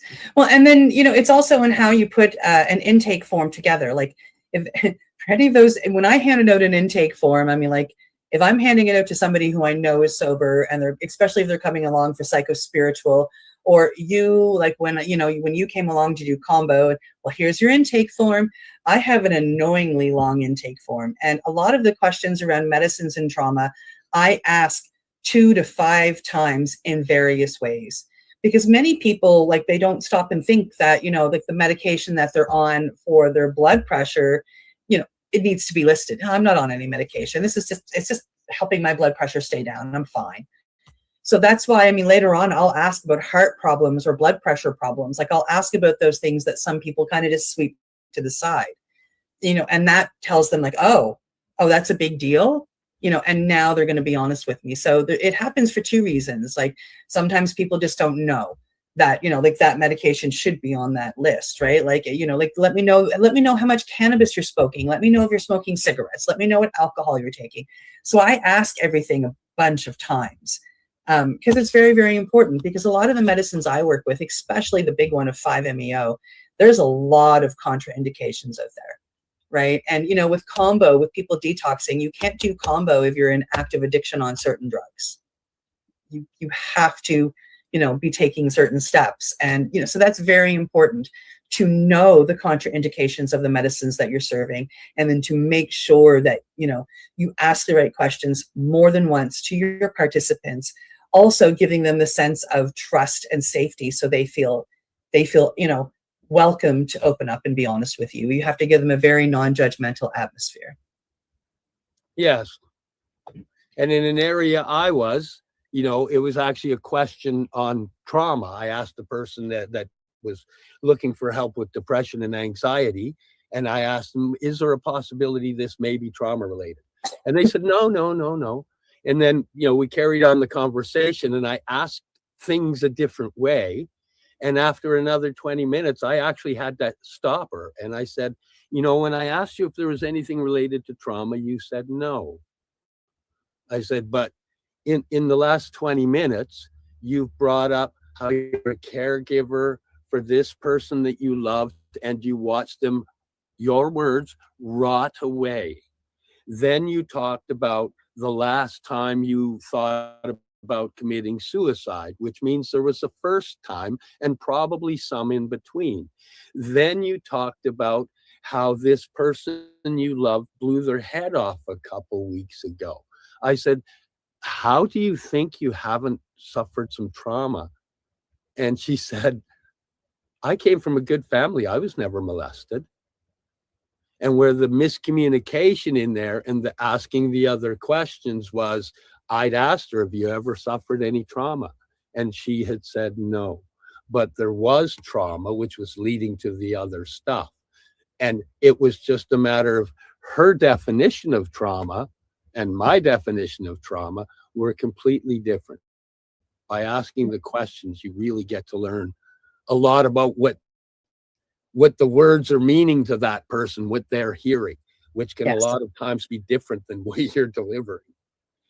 Yeah, that's why, again, it's important when you're going through preparation calls with participants. I like to do at least one that's, probably about 90 minutes long. Sometimes if we have a time constraint, I'll break that into 2. And then when they come on site to do medicine, there's a whole other preparation conversation. And through every conversation and through every stage of every conversation, you make sure they understand what you're talking about. You make sure, you ask them to, come back at you with things. When they tell you something, you reiterate it back in your words to make sure you're getting their what they're saying down correctly. That's very, very important. That makes them feel held and feel safe to be heard. I like to get people, it's funny because a lot of people don't like to repeat things, but I like, through every stage, I'll ask the participants to repeat everything in their own words. Well, why are you doing this? What is your intention? And some people get annoyed and it's like, we talked about that already, but yeah, well, we're going to talk about it again. And I want you to speak of it again to the universe, because things can change. And a person can be walking into this medicine and go in with one intention, and like, the weeks leading up to it, the preparation leading up to it. And then in the last call, or when they get on site, like all of a sudden they realize that their intention is something completely different. And so you got to get them to keep saying it. And Guilty of that. What's that? I'm guilty of that. You are, yes. Oh yeah, being intention before the medicine, intention before the medicine, intention before the medicine. Prepping for the journey, and then realizing, way short on the time. Oh no, that isn't what I need right now. That's what I was wanting, not what I need. I need help here. Yeah. Yep. But through conversation, either with yourself or with a facilitator, that comes out. And that's why we ask a lot of questions over and over again. It's about getting you to check in with yourself. It's about getting consent. It's about being completely honest about what can happen when you sit with the medicine, what the outcomes could be. Making sure a person understands it's not a magic bullet. It's not like you come in and do medicine and yahoo, you're healed. The true healing comes in the integration afterwards. And, these are things that we need to portray to our participants so they understand the work that is coming up. But right now, I was just going to say that today, right now, is a great time to take a sponsor break. So how much time do we got on the break? Yeah. 2 minutes and 52 seconds. So you got 2 minutes and 52 seconds to get right back into your seat. So go do what you're going to do and come on back. Thanks to our sponsors. We are people advocating cannabis education here at paceradio.net. Limestone City Hydroponics is Kingston, Ontario's hydroponics shop. Take your growing to the next level and create the optimal environment with a tent kit, or maximize your yield with an ebb and flow flood table kit. Either way, Limestone City Hydroponics has more sizes and options to fit your needs. Are you looking for the power of the sun that adapts to your budget? Then look no systems that are easy and cost effective, with many options to fit your living space and lifestyle. Cultivate your growing potential. We have everything you need to succeed. And if you can't make it to the store, they offer local delivery to the greater Kingston area. Remember, when you're looking for growth, then look no further than the locally owned Limestone City Hydroponics, 105 Sunderland Drive in Kingston, Ontario. Call them at 613-548-0420. Rerolled Saturdays. Check it out. Nothing but non-stop cannabis and psychedelic programming. Find it at 420pace.ca. Enjoy the buzz of legalization with Campbellford Lifestyle Shop. From lights to plant nutrients, books, consumption accessories, and more, we've got all your basics to grow or consume cannabis. Visit our info center or take a look at our piercing services and body jewelry, now available in-store through Campbellford Lifestyle Shop, 17 Bridge Street West, Campbellford. Are you looking to get your medical cannabis grow license? Limestone City Hydroponics can help patients through the process of obtaining their license to grow medical cannabis. What's that? You don't have a doctor. If you meet the medical criteria, Limestone City Hydroponics has a nurse practitioner who can assess and provide medical cannabis prescriptions.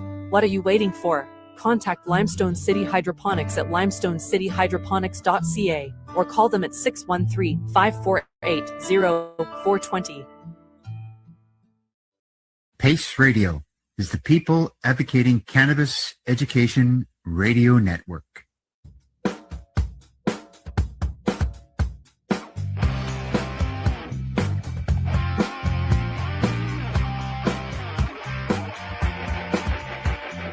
having an awesome day, and I'm gonna make sure it stays that way.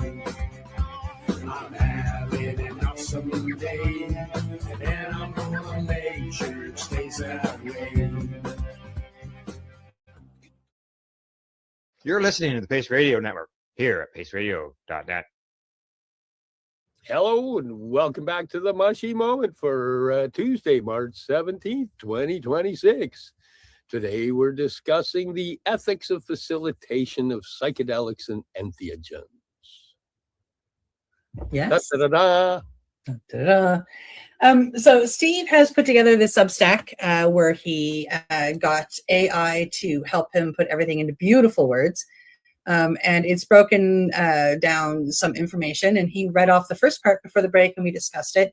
So I'm going to take charge and read off the second part that he came up with, and we'll have a little discussion afterwards. So in this one, he's talking about power dynamics and boundaries. It's the biggest risk area.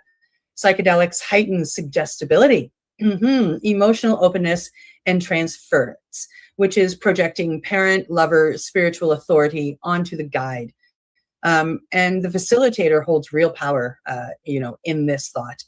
There has to be absolute sexual boundaries, no sexual contact, no flirting, no intimacy ever when you're working with a participant, with current clients, former clients, or their families.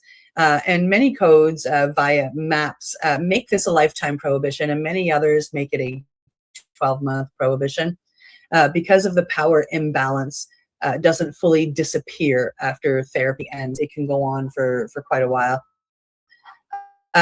When it comes to touch, there must only be touch with explicit, revocable consent, and only for safety, comfort, holding a hand if someone is panicking, helping someone lie down, helping them get into a recovery position so they can purge.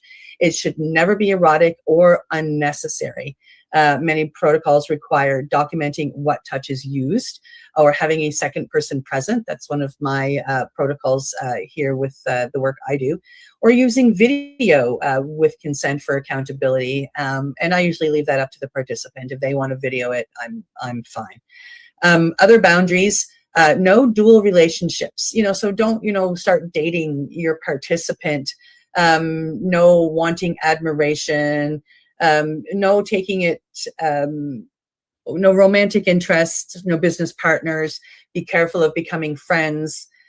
Don't impose your personal beliefs. And this is a really hard one because especially if you, if a participant's walking the same path as you, it's hard not to give them your opinion shaped as advice. And that's one of the downfalls that I was telling Steve earlier that I do fall into from time to time. So, like in other words, don't like you must become vegan because vegan is the way, or you must do it this way because that's the way. Like, show them options and help them discover the options that are right for them. The guide's job is to support the participant's own process, not steer it towards the guide's worldview. Some red flags and facilitators that, we must self-monitor of ourselves or monitor of our facilitators or co-facilitators that are friends of ours. If you notice that you're feeling special or heroic and not putting that burden, or not even burden, but that joy back onto the participants, they're the ones doing work. You shouldn't be, hoping for admiration. You shouldn't feel resentment if the participant doesn't progress as you had hoped. Regular supervision and personal therapy for the facilitators help catch that. Staying, co-visible with other facilitators that sit in the same medicine as you is very important. And I invite my co-facilitators to come sit with me so they can see what I do anytime they want. It's for me, it would be a great privilege. As much as I would, sit for them for the same reason, for co-visibility reasons. What do you think, Steve? Did I do okay in, projecting what you had written? Yep. And it is a huge area. We didn't do any of the stories on that, but there's a few stories of malfeasance in the sexual boundaries area at some of the retreats. I believe a couple of them were various places in South America, and there was one in Mexico I looked at as well. Yeah. And, no, I mean, like I have friends who work with some psychedelics, but they work in sex and psychedelics, and they work with couples. So it's not about having sex with the participants. It's about teaching your participants how to be, do these medicines together and have it enhance their romantic / sexual life. So the way that they do it is really beautiful. I don't have a partner, so I haven't been able to participate in their therapy, but I love watching them. It's a beautiful couple. They're just, I think both of them are very amazing humans. So like, we're not discounting that. But if you're going to a facilitator and the facilitator is getting funky with you or allowing you to get funky with them, that's a big, huge red flag. What's kind of cool right now is because it's making the growth it is, the people that have been doing that are kind of getting called out. The community's growing and the community's talking because people are tired of that kind of behavior. Yeah, no, and it's not just in that kind of behavior. It's in any behavior that could harm a participant. It's I find it interesting because being part of the 5MEO community and part of the conversations, most definitely there is a Bufo council in Mexico to keep eyes on how Bufo is treated around the world, and they try to bring in ethical use of this beautiful medicine, and that's flipping over to 5 through other facilities such as the school I went to, and there are other top-notch facilitators. There's a temple, and the name of it is slipping my mind. And the last name of the gentleman that owns it is slipping my mind. I'm so embarrassed. He was one of my teachers at 5, and he owns a 5MEO temple that he works with psychospiritual people only, but he also teaches. And the ethics of these people just, it blows me away, and I'm so blessed that I got to go learn from them. They make sure that, they teach everything. They'll tell you everything. I mean, I'm very glad that I had that training versus some of the other trainings that we see out there. But these people are working together to try, and it's not that they want to go, oh, that person's bad, like they're teaching the wrong things, we need to shut them down. Their thought process is, oh my gosh, that person's on the wrong path. Let us help you get on the right one. Because they don't want to shut down people. They just want to help them work with it ethically. And the problem, I've seen part of the problem myself because I went to a couple festivals where people actually had tents all set up and were freely administering to people they just met there. And some of them were on other drugs as well. But the person, doing the administrating had such a mind-blowing, life-altering experience that they want to share it. So some of them are those people out there trying to share because they experienced it in that environment and actually have no idea of the consequences of what can happen when not done safely. Yeah. And the other one I found educate them. I found other people that went, oh, we can make a lot of money here. And they just ran around doing the same thing. And they've got tents set up and, they seem like nice people. They're good salespeople. Yeah, I know who you're talking about, so I get that. Yeah. Yeah. So, coming from somebody who is like, I've been taught how to ethically and integrally work with these medicines, all of the medicines that I've studied. And I hold those ethics, integrity into my heart, as you know. And you mentioned one group of people that, like your heart's in the right place. Come get educated on the right way to work with this stuff. The ones that are just out there making the money, those are the people that we need to just, listen, if you just want to make money, go do it with cars or something. Yeah. Yeah. Yeah. Because you can screw people up. And if people, if people already, well, if you're bipolar or schizophrenic and you're at a rave out dancing and you've done a little MDMA and somebody comes along and says, hey, do you want it? Well, you're already under an influence of being more susceptible from the MDMA or ecstasy, as it's called at the rave. You're already open to things. And then it's like, oh, you got to try this. It's going to blah, blah, blah. And you'll see, and off they go. And you can permanently crack their psychosis. You can break them wide open in a way that can't be healed. Well, the two diseases that you mentioned are both, they're the top of the list for contraindications with certain medicines. Like, I would never serve combo to anybody like that. I would never serve 5MEO, Bufo, NN. None of it would get served to somebody with those diseases.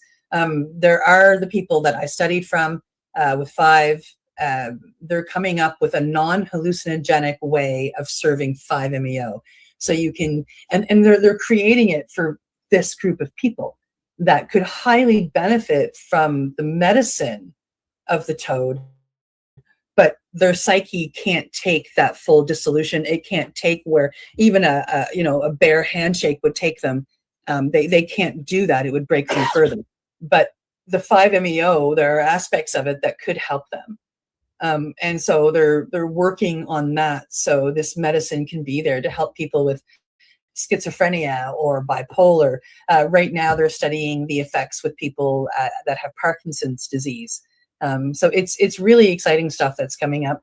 And, like that's one of the things that the people that can do this, such as, MAPS or 5 or, many other places that you mentioned earlier, the fact that they can do this and they can do it with integrity and ethics and in the way of the quote unquote vegan scientist, I think is really amazing. Yes. Yeah. But number 3, because it shows how far we've come. Oh yeah. Yeah. We should move on because we could babble about this forever. Oh, okay. Well, I can babble forever anyway. But I know. Okay, so the next part is vulnerability and do no harm, non-malfeasance. Participants are often already hurting, trauma, depression, anxiety, and the medicine can bring buried material to the surface fast. Ethical guides screen carefully for contraindications, certain heart conditions, severe psychosis history, specific meds. They create safety through set and setting, calm environment, music playlists, eye masks, trusted presence. They stay grounded and non-directive during the peak. Trust, let go, be with, rather than interpreting or pushing interpretations. After the session, integration support is ethically required, helping process what came up so it doesn't leave someone destabilized. And sorry to laugh there, but I'm just picturing some of my experience of watching some of it happen in those tents at the raves. Because literally at one point we were in there talking and having a discussion, and it's funny about being ethical when another couple brought some people in to do, I won't call it a ceremony, to do 5-MeO DMT. And then they did it and then ran back out to the rave. And it was like, oh, there's no integration there, babe. Go integrate with the rave crowd. Woo!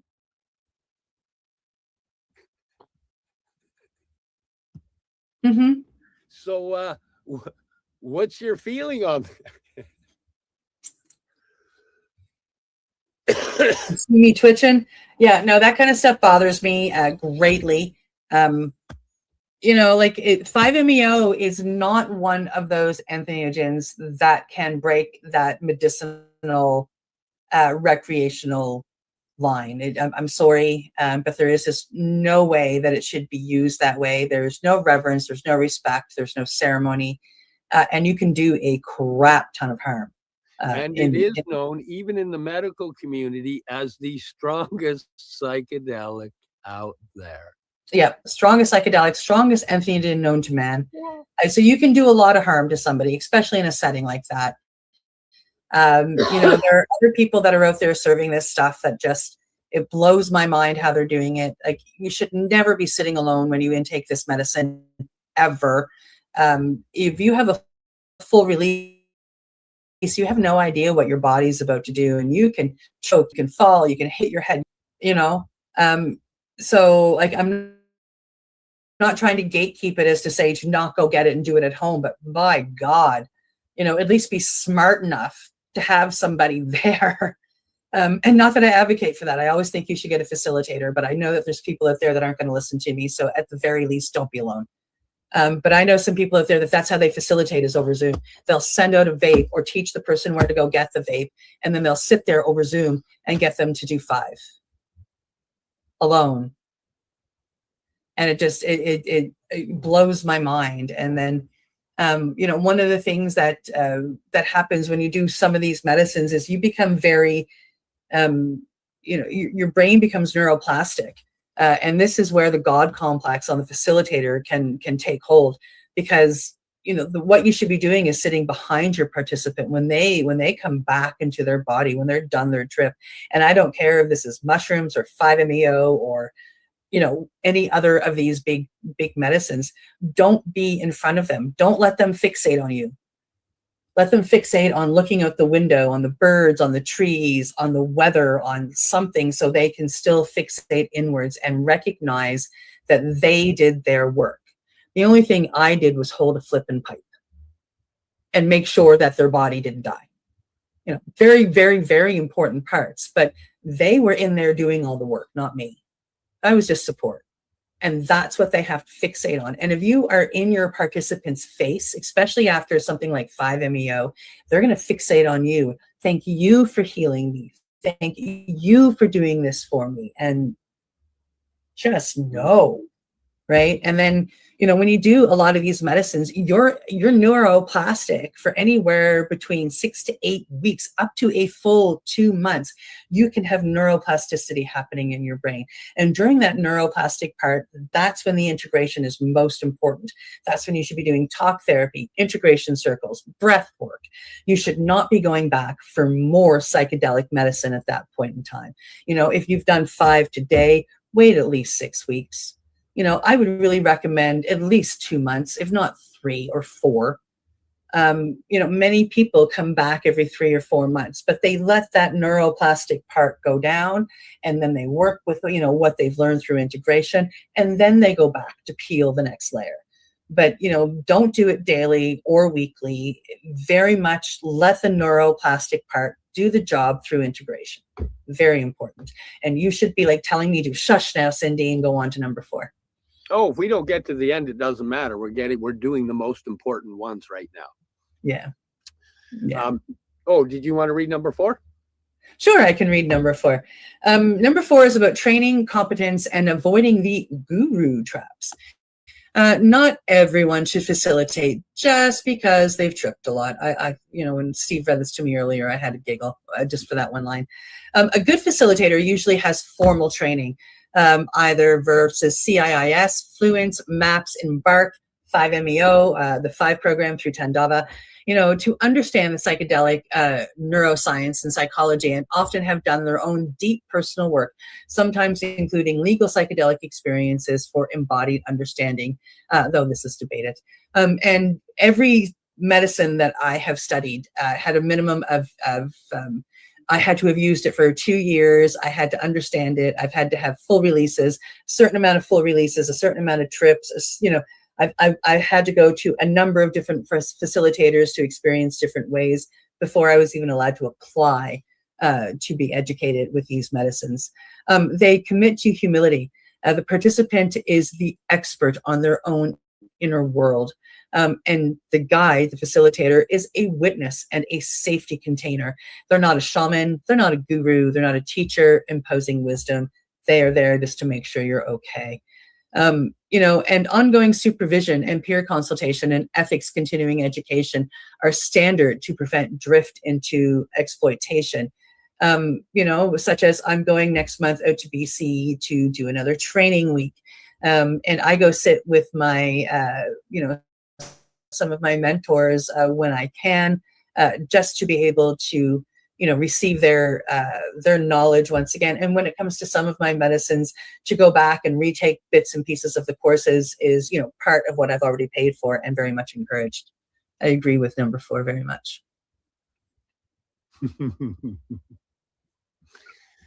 The one in there that I realized I used the wrong word in there because I don't like the word container. I love it. There's the guide as a witness and safety container. They should be a safe space. We don't want to contain the stuff of the other person's energy at all. We want that to lay in the safe space so that the all that can be deals with that energy that they've released. Yes, but the word container means that you are held, and that's what it's meant to represent. So when somebody comes to me, the second we start a discovery call, our container is open. And by what I mean by containers, I am holding you in this safe, contained space. You don't have to worry about anything coming in to get you because I've got you in this space. So I understand what you're saying, but I had to explain why I love it. But in the end, you still say it's the space. It's a container of safe space. Yeah.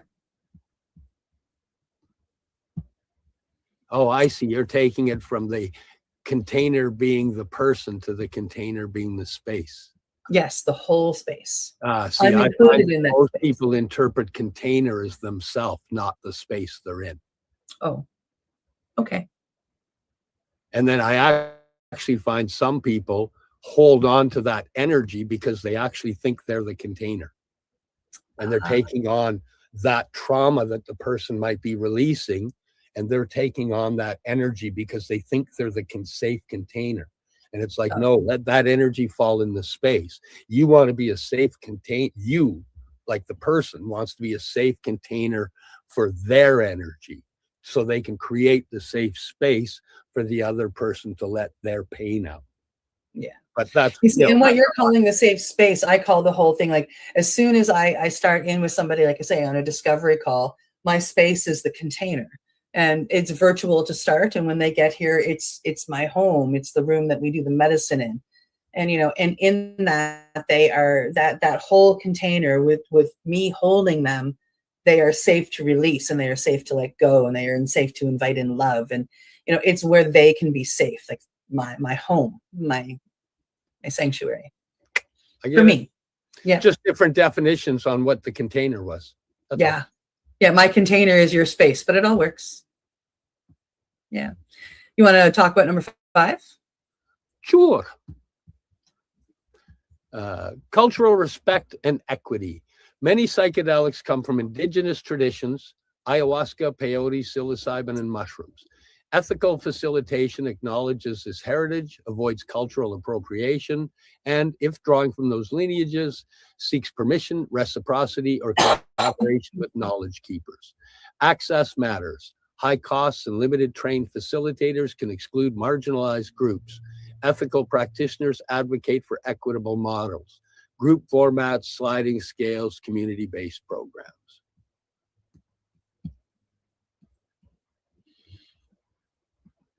I just heard something fall out there. I don't know what's going on.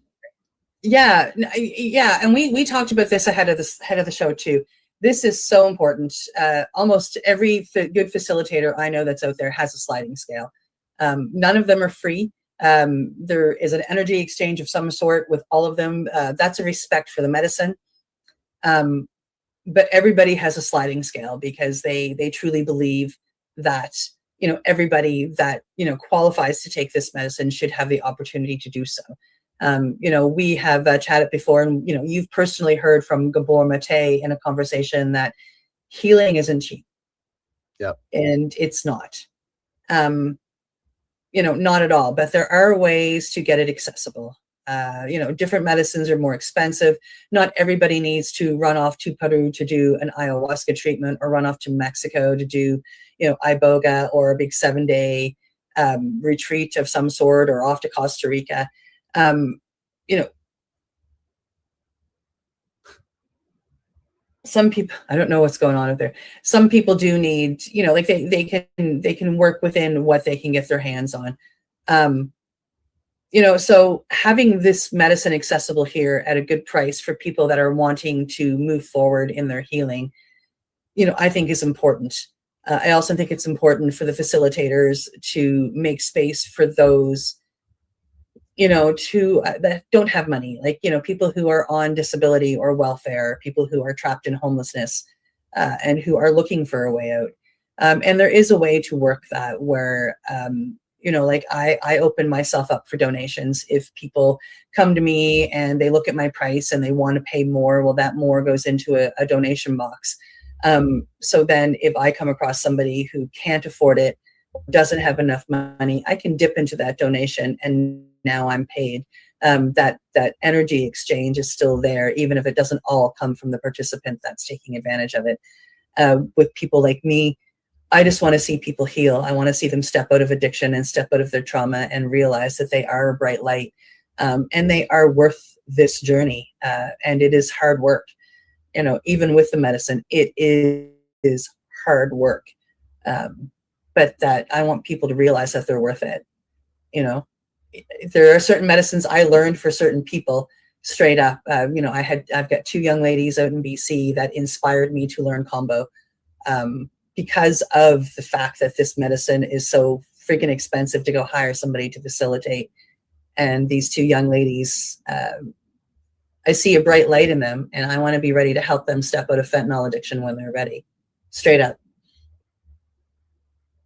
Wow. Well, on that note, it's probably a good time to say thank you for joining us here on The Mushy Moment. Thanks for supporting us. Thanks to the network for having us on. Thanks to our sponsors for allowing this to happen. And next week, we'll see you with Sweet Pea and Mayhem. And the week after that, we'll be back with We'll be back. You're listening to the Pace Radio Network here at paceradio.net. The opinions of the individuals during this broadcast are their own and may not be the opinions of their group or other organizations they may be involved with. All medical advice during our broadcast is not a medical opinion and should be checked with your medical physician. Enjoy the buzz of legalization with Campbellford Lifestyle Shop. From lights to plant nutrients, books, consumption accessories, and more. We've got all your basics to grow or consume cannabis. Visit our info center or take a look at our piercing services and body jewelry, now available in-store through Campbellford Lifestyle Shop, 17 Bridge Street West, Campbellford. Limestone City Hydroponics is Kingston, Ontario's hydroponics shop. Take your growing to the next level and create the optimal environment with a tent kit, or maximize your yield with an ebb and flow flood table kit. Either way, Limestone City Hydroponics has more sizes and options to fit your needs. Are you looking for the power of the sun that adapts to your budget? Then look no further, as they have professional grow lighting. They have indoor grow systems that are easy and cost effective, with many options to fit your living space and lifestyle. Cultivate your growing potential. We have everything you need to succeed. And if you can't make it to the store, they offer local delivery to the greater Kingston area. Remember, when you're looking for experts to help you grow, then look no further than the locally owned Limestone City Hydroponics, 105 Sunderland Drive in Kingston, Ontario. Call them at 613-548-0420. We are people advocating cannabis education here at paceradio.net.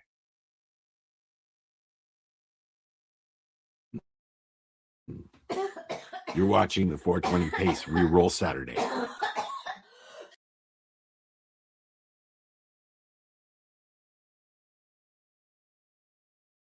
Oh, this one is in the headline that the AGCO reverses policing of the word dispensary, now says stores can use the term outside of medical context.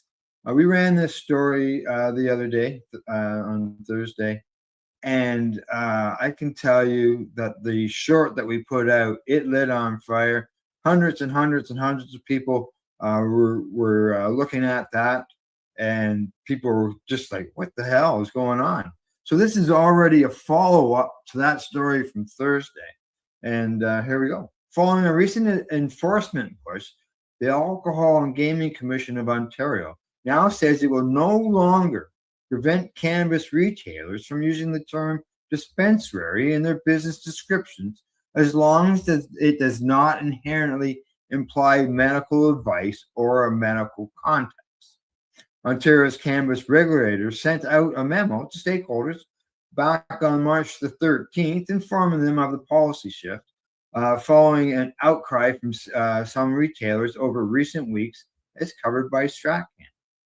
Now, the AGCO had previously informed the cannabis retailers in Ontario that they had to remove any use of the word dispensary from their websites and online storefronts, even back-end metadata, leading some retailers to undertake a complicated process of editing their websites. It now clarifies that while cannabis retailers must continue to comply with all other applicable requirements under the AGCO's register standards, including ensuring that retail operations do not present themselves as medical providers or offer medical advice. This will not include the use of the term dispensary when used outside of a medical context.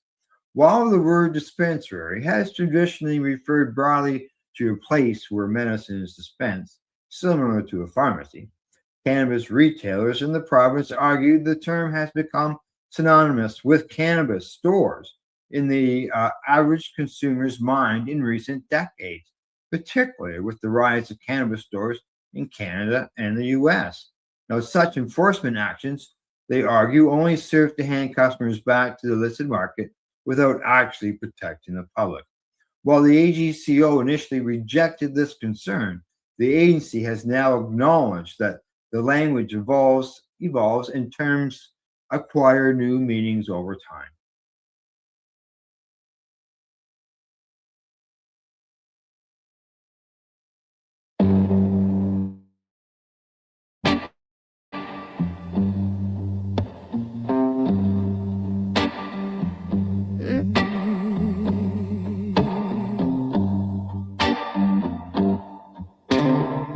Crumbled bag on the coffee table, green dust on my thumbs.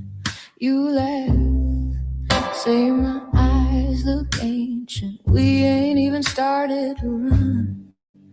Past the grinder, past the time. Ashtray full of last week's plans. You light up, I watch the flame dancing in your shaky hands. Cannabis, you keep me honest, slow my head when it's all too strong. Little bit of hash on the edges, mix it in and it all feels calm. From the pipe to the tall grass tower, every breath just drifts along.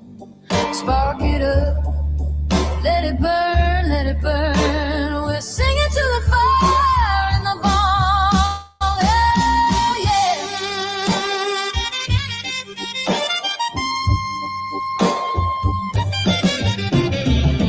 Couch got dance with our names in it. Same groove, same old show. You call, then you start confessing things you never let me know. Cherry glowing in the dim, whole room smells like late July. I lose track of every worry. Watch the circles climb and die. Cannabis, you keep me honest, slow my head when it's all too strong. Little bit of hash on the edges, mix it in and it all feels calm. From the pipe to the tall grass tower, every breath just drifts along. Spark it up, let it burn, let it burn. We're singing to the fire in the bong,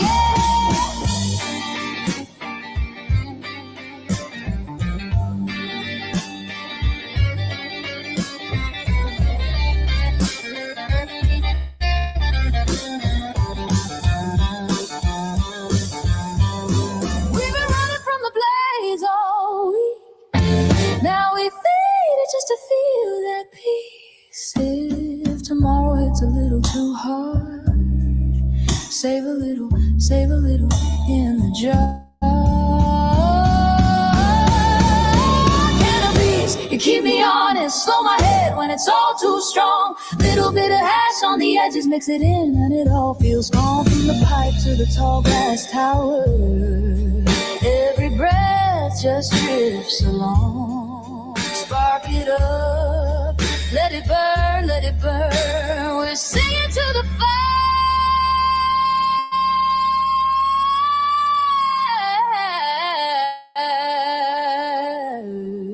in the bong.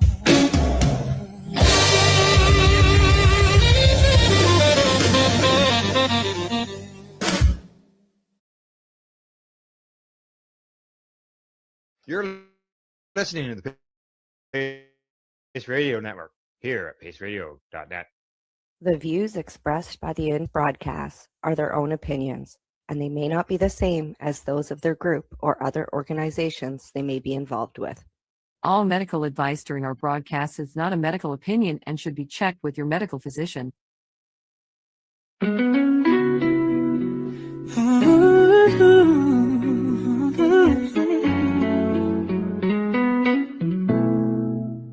Look at all that money.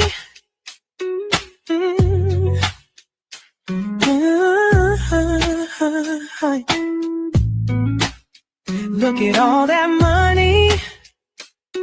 Yeah, the money that they've spent. Take another look and take some time for him.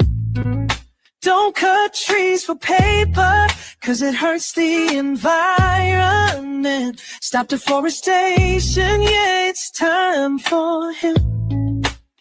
Well, an acre of hemp makes 20 barrels of oil. No need for pesticides to poison all our soil.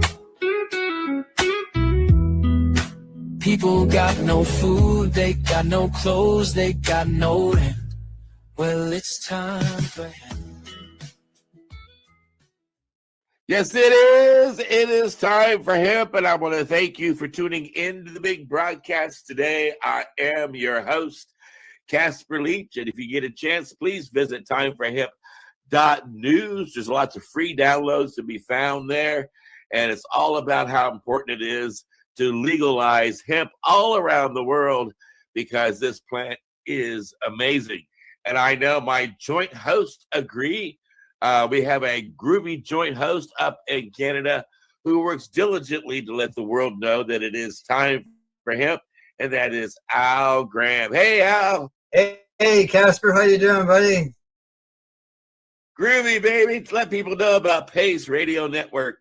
All right. People Advocating Cannabis Education Radio Network can be found at paceradio.net. We cover psychedelics as well as cannabis. And just so you know, we're more than just a radio network. We are also in video. So stop by and see us at paceradio.net. And you do have some really groovy videos, and the topics that you cover are current, and they also are historic, right? Yeah, well, yes, exactly.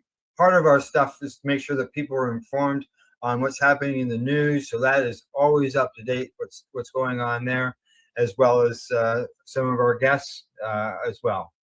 Getting new information from them all the time. And speaking of groovy information, our other joint host on the big broadcast, Al Bird, has a whole book about information. Yep, that's it. That's the one I wrote. Yeah, for country and cannabis. I appreciate you waving it around there. It's a 40-year history of basically how did medical cannabis happen anyway over the last 40 years. It didn't just happen. It happened over 40 years. So I wrote about it, and I wrote about who did it and how they did it, the good guys, the bad guys. There's also a lot of information in there about cannabis, the plant, cannabis, the medicine, cannabis use by veterans, et cetera, et cetera.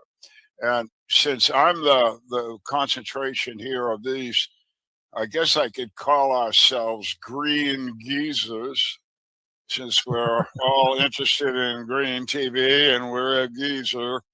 The green geezers here have a guest coming back. These guys are actually on a repeat performance. They're in California this time. And we've been talking to them about the use of cannabis for tumor reduction, even in infants. I mean, one of the little babies was 7 months old. So now we're going to come back with that same couple, and we're going to talk to them initially about using cannabis for bone, what I call bone cancer. I've never really heard of that before, but here we go. So Hillary, Brett, you guys out there? Hey, in the river Yep, forest. they came back. Okay, good for them. I guess we treated them well. Of course. That's right. We treat all our guests well. We like to hear lots of stories and we hear lots of information, and that's why they're on the broadcast. That's right. Exactly. And you guys have some fascinating information. We've just had a half an hour of it. So I teased him a little bit about your use with cannabis products, which is FICO oil, I assume again, and FICO meaning full extract cannabis oil, folks. And they use FICO oil, not always, because you also use creams. What else you got there?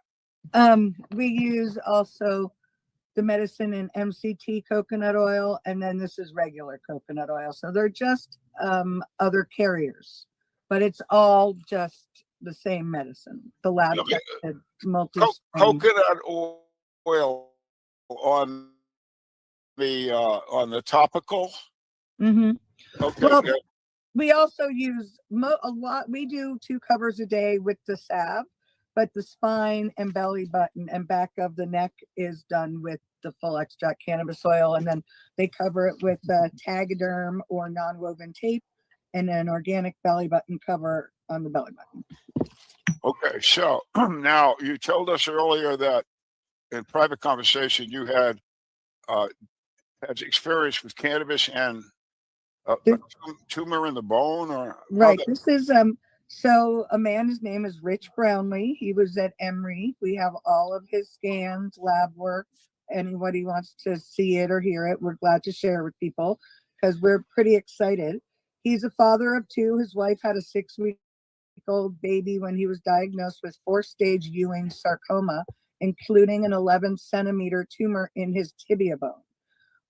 All my education has told me that cannabis doesn't remove tumors from the bone. Right. There's just not many receptors in the bones. So what we were trying to do was control the cancer so that he could feel comfortable doing the surgery.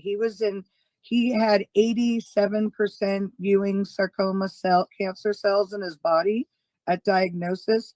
So, and he was in incredible pain. So he came to us and said, I've already made my decision. I just moved to a new state with my wife and my 2 children. I have my dream job and I'm not willing. I'm going to keep it a secret, he said. And so we made an agreement that we would donate the medicine to him and he would keep track of everything he did. He would record everything.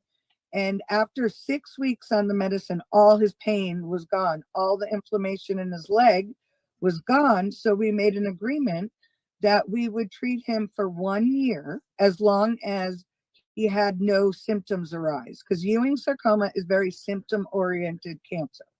So we said, we'll do it. And after a year, he went and made an appointment to get a scan. It took 8 weeks. So at 14 months from diagnosis at Emory, with 0 trips to the doctor and 0 pharmaceuticals, he went in for his first scan and he is in complete remission. And the tumor in his tibia is gone. We post and share exactly what he did, exactly his entire protocol that we use. And we asked them to retest the biopsy, which we have it all proven. And they said, oh, they don't have enough to retest it. But because of the diagnosis that was done with I think it's called the Fisher test, of how many Ewing sarcoma cells in his body, the diagnosis is a definite diagnosis. And so when they came back and said it was gone, we were blown away.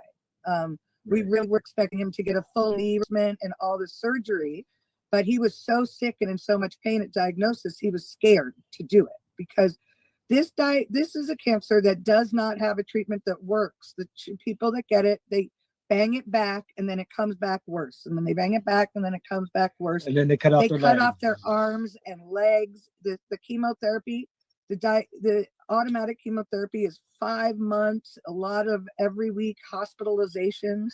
It's the worst. It's the red devil and it doesn't work. And so we've really dedicated ourselves to Ewing sarcoma. A lot of children, this is a very much child-oriented diagnosis, although Rich was a 35-year-old man at diagnosis.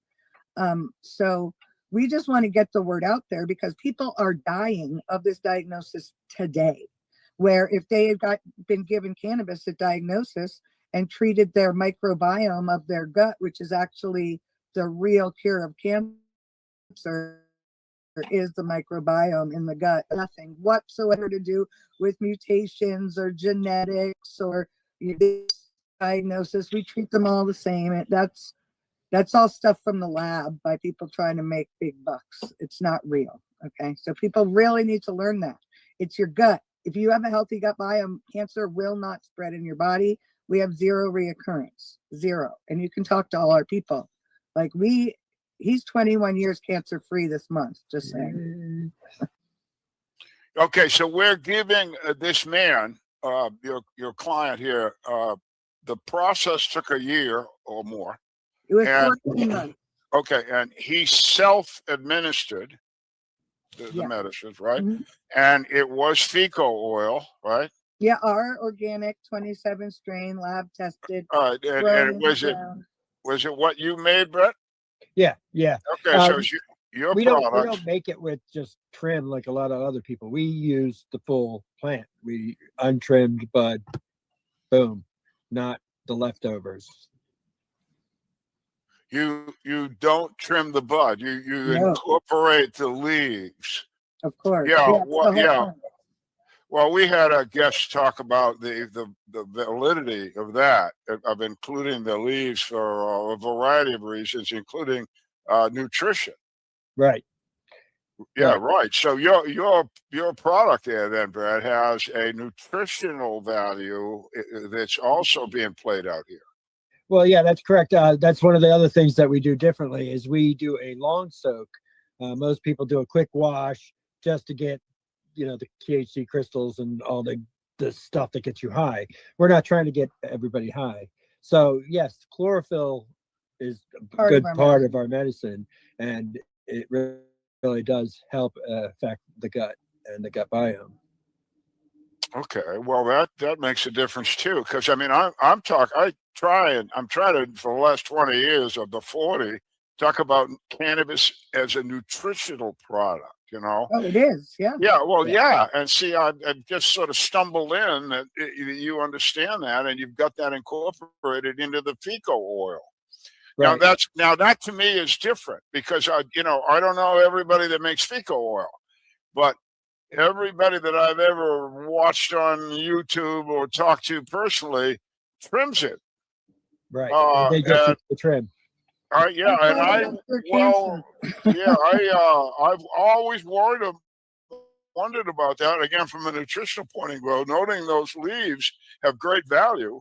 Why dump them on the floor? Well, I'm glad you brought that up, Brett, because I think that's really a part of the important treatment process you have.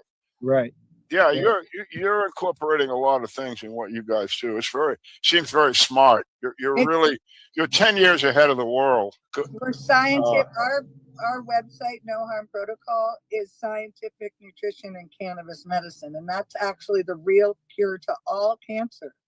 Cannabis medicine and scientific nutrition. Say it out loud. Okay, that's what you do if someone you love or yourself gets a diagnosis. Is you don't harm yourself, you don't destroy your blood, you use cannabis medicine and scientific nutrition, and we have it outlined on our website, noharmprotocol.com. And what's that website again, please? noharmprotocol.com. Well, it's a hell of a name, guys. Did you get that? No Harm Protocol. Bounce that against chemotherapy. So a no harm diet, is that like a Hershey bar and a bag of chips and a Diet Coke and a hamburger? Yeah, pretty much none of those things. We have everything. We have juicing. We make savory juices every day. We try and use scientific nutrition as a medicine. So by giving the children and adults a savory juice, the base is lemons, ginger, kale, apple, carrot, one apple, and I prefer just the skins because there's a lot of sugar in that. But savory juice every day at the same time. We use it as medicine because it teaches the body that it's going to get all the nutrients it could ever need every day at the same time. So the body naturally is more willing to let go of what is not healthy. So What does it we taste train like? microbiome. We don't just talk about them; we train them. What does it taste like? Great. Oh, yeah. I love it. My favorite juice that we make is watermelon, lemon, ginger, apple, carrot, and kale or spinach. Yeah, but the other thing, you just blow through. You guys are so out there. You don't even understand how. Yeah, Hillary said, folks, you eat at the same time. That is very important. Your body needs to have a scheduled cycle. It doesn't mean to eat 3 times a day, by the way. But what if you're going to eat, you should eat at roughly the same time every day. So that's important. Well, listen, I know the answer to this question, but I want you to answer it. So I have at my feet here, as people that follow me around, 3 golden retrievers. And they are part of my life. They're part of my family. And there's millions of us that feel the same way. So is this stuff any good for my dogs?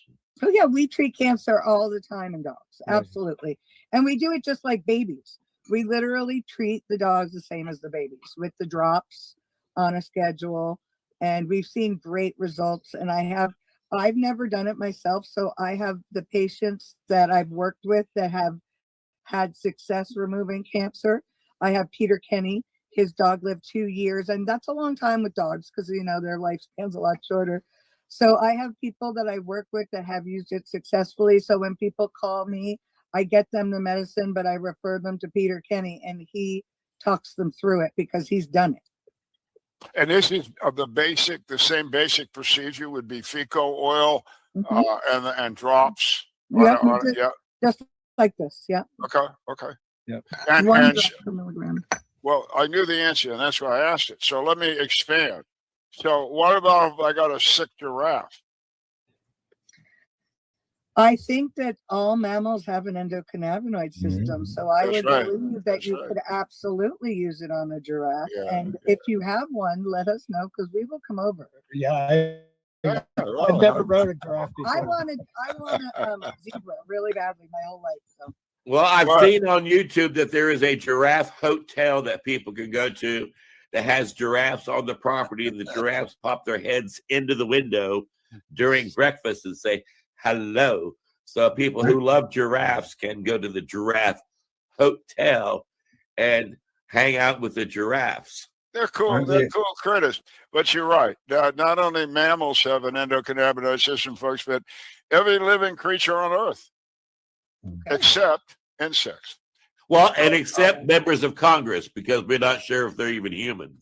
Well, I won't go there, but I won't argue with people. But everything on Earth. So you're looking at the American eagle, or you're looking at a gray whale, or you see a rabbit running through the desert, or you see Casper Leach. They all have an endocannabinoid system. Even him. Even the ladies on The View. Yeah. Oh, yeah. Even them, unfortunately. But so do the ladies on Baywatch. So, hey, everything evens out. You know, what the hell. All right, look. So we got just a little bit left. What can you add to this conversation for the general public? You know, I know you're going to say what I hope you're going to say is try it first. Again, you know, give us that speech again, how no harm protocol. That's a pretty that's a pretty bold statement. Well, it came out very organically because people would ask us all the time, what's your protocol? And we'd look at each other and we'd say, no harm. And so it kind of named itself, to be honest. We didn't think of it. It just came out. And one of our moms made this website for us. We're not a business in any way. My voice is going hoarse from talking so much. So one of my moms literally made this for me. Did a nice job. Yeah, it's very well done. And I love the name, No Harm Protocol. It's well chosen, and it means a lot. And I think it sends a definite message that what you're doing is excellent. Again, as Brett said earlier, let's do this first. Right. You can, if it doesn't work, you can try that other shit. I wouldn't, but you can. But yeah, I wouldn't. Yeah, but the other thing is stress again. that one man did this for a year, but you're talking that you can see a reasonably good successes within weeks, right? Absolutely. Grayson, for example, our first St. Jude child, she had 60% shrinkage in the first 6 weeks. We get results quickly, so it lets the family say, phew, I don't have to harm my child. And now the hospitals, when your child gets diagnosed, you can go on this medicine that day. And then it usually takes 5 to 8 weeks for them to get all the appointments, all the doctors. They send you to radiology, surgery, oncology. Make You all have the schedules. to do all these appointments. So you can literally put your child or an adult on this medicine at diagnosis. And by the time they rescan you to start treatment, we can have a good idea of the success that you can have with this medicine. Wow, We see that's blood work change. Yeah, I mean that's timing there is important, of course. And then the other thing I would guess is since you're seeing some sort of immediate positive results, that encourages the family to be more precise, more involved, more everything. I would think. And it gives them confidence that they're doing the right thing.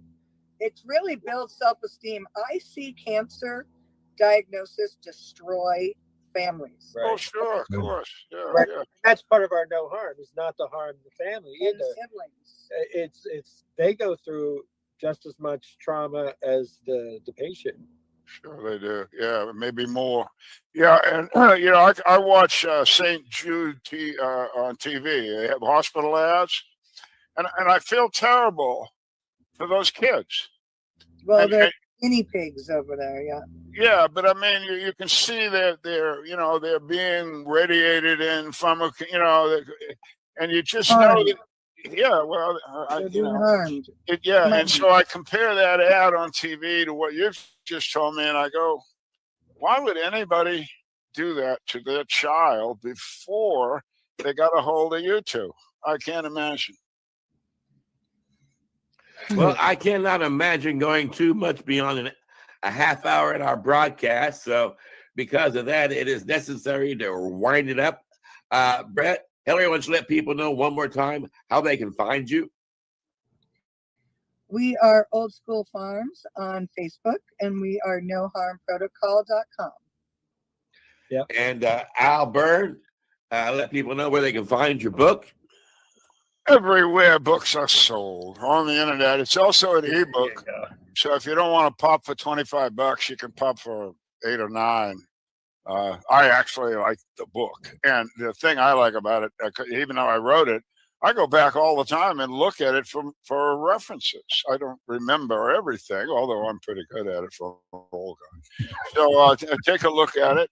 And then also take a look at my friend Al Graham's whole plethora. I think I said that right. Of things that he offers on his programs. Both, even though it's radio. See radio over his shoulder? It's also very video. Very video, it is, that's for sure. And if you went to our, not only you got paceradio.net, but pace-online.ca, which is our main website for people advocating cannabis education, you'll find researchers and success stories of children with cannabis. And I can certainly tell you have a lot of interesting guests. And one of the things that I appreciate about your guest and my guest is that it's like getting together with family. Very seldom do we bump into somebody who's pretentious and difficult. Most everybody in the cannabis hemp movement is full of love, down to earth, and is very diligent to let the whole world know how important it is to take time for hemp.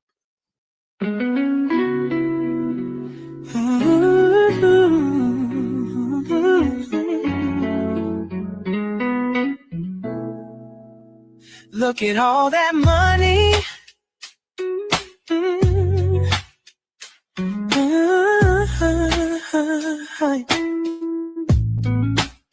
Look at all that money. Yeah, the money that they've spent. Take another look and take some time for him. Don't cut trees for paper. 'cause it hurts the environment. Stop deforestation, yeah, it's time for hemp. Well, an acre of hemp makes 20 barrels of oil, no need for pesticides to poison all our soil. People got no food, they got no clothes, they got no rent. Well, it's time for hemp. Throughout Earth's history, hemp has been used, no mystery. Hemp was legal to pay your taxes for more than a century. Faxes, the founding fathers make sense to me. It's time to grow hemp legally. Think of all its uses, it's money that's well spent. Right now, no excuses, it's time for hemp. Sustainable green industry, that's our intent. A better place this world will be. It's time for him. Fuel and food and clothes and soap, housing, cars, yeah, cars, no joke. Henry Ford built a car of hemp. It's time for us to do it again. People being pilots far with Valentine as it's meant right now. It's time for him.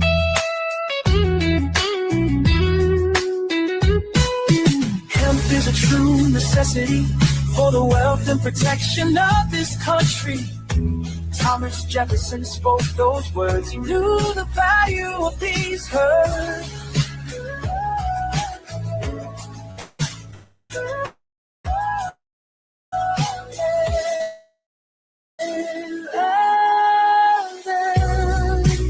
It's time to lift the helmet. It's time to make a strong stand. Swear yes we can, I know we can. We can make a difference, yes we can. Just like birds of a feather, we can work together to live again. Look at all that money, yeah, the money that they spent. Take another look and take some time for me. Don't cut trees for paper, 'cause it hurts the environment. Stop deforestation, yeah, it's time for him.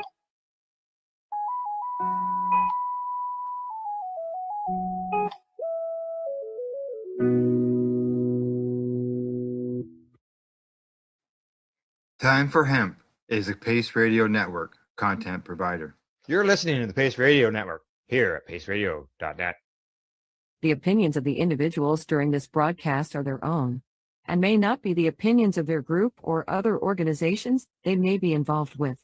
All medical advice during our broadcast is not a medical opinion and should be checked with your medical physician.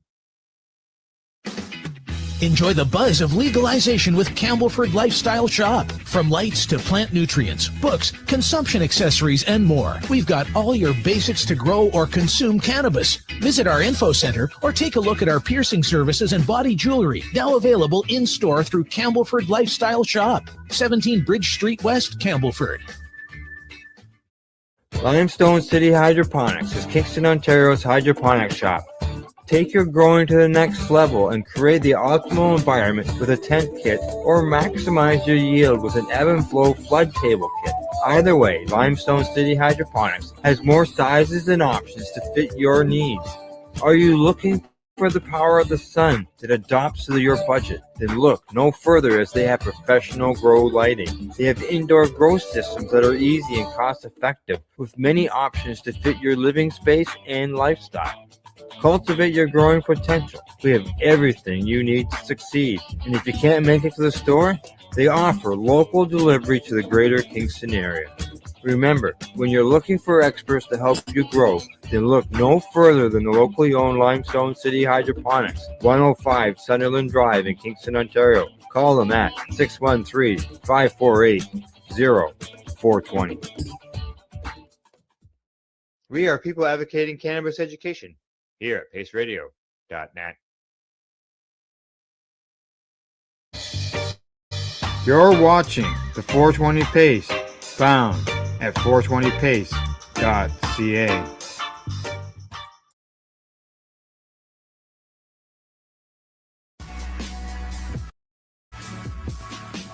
Tune p.m. Eastern Time on 420radio.ca.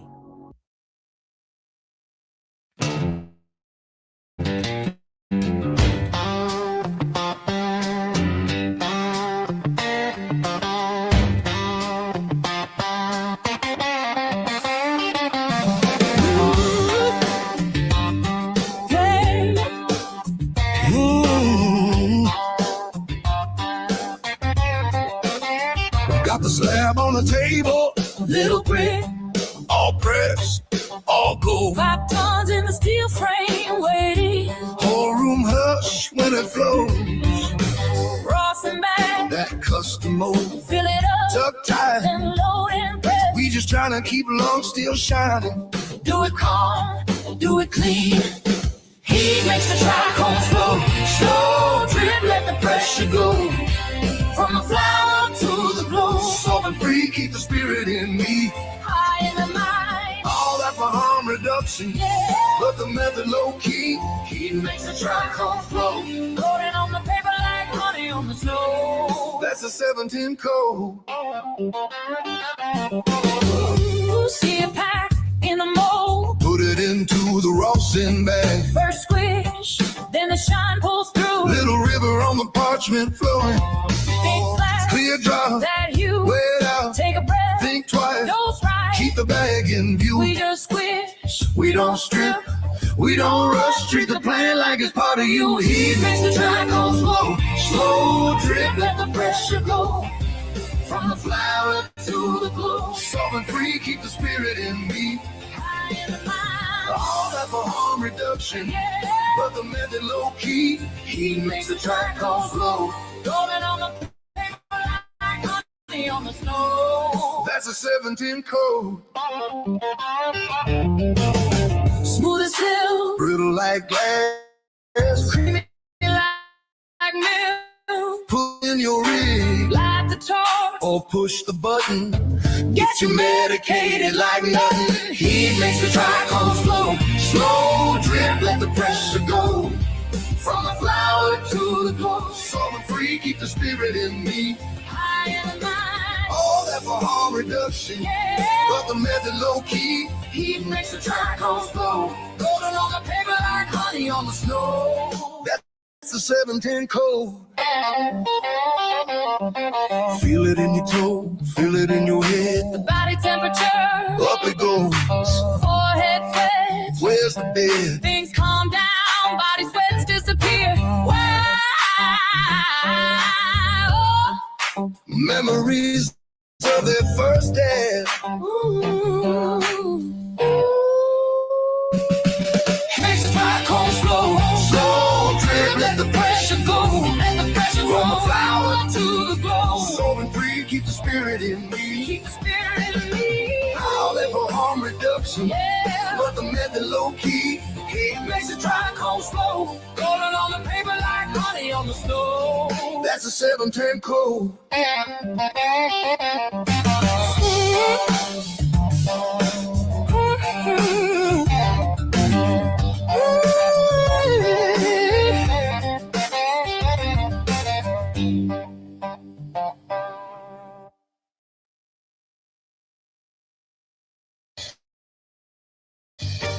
You're watching the 420 Pace Network, found at 420radio.a and paceradio.net. You're watching the Three High Guys with Al, MJ, and the other Al on the 420 Pace. The opinions of the individuals during this broadcast are their own and may not be the opinions of their group or other organizations they may be involved with. All medical advice during our broadcast is not a medical opinion and should be checked with your medical physician. Nice day today. Hey, guy. No. What's this? Alan! Al! Alan! No, I don't think you can hear me, you know. No.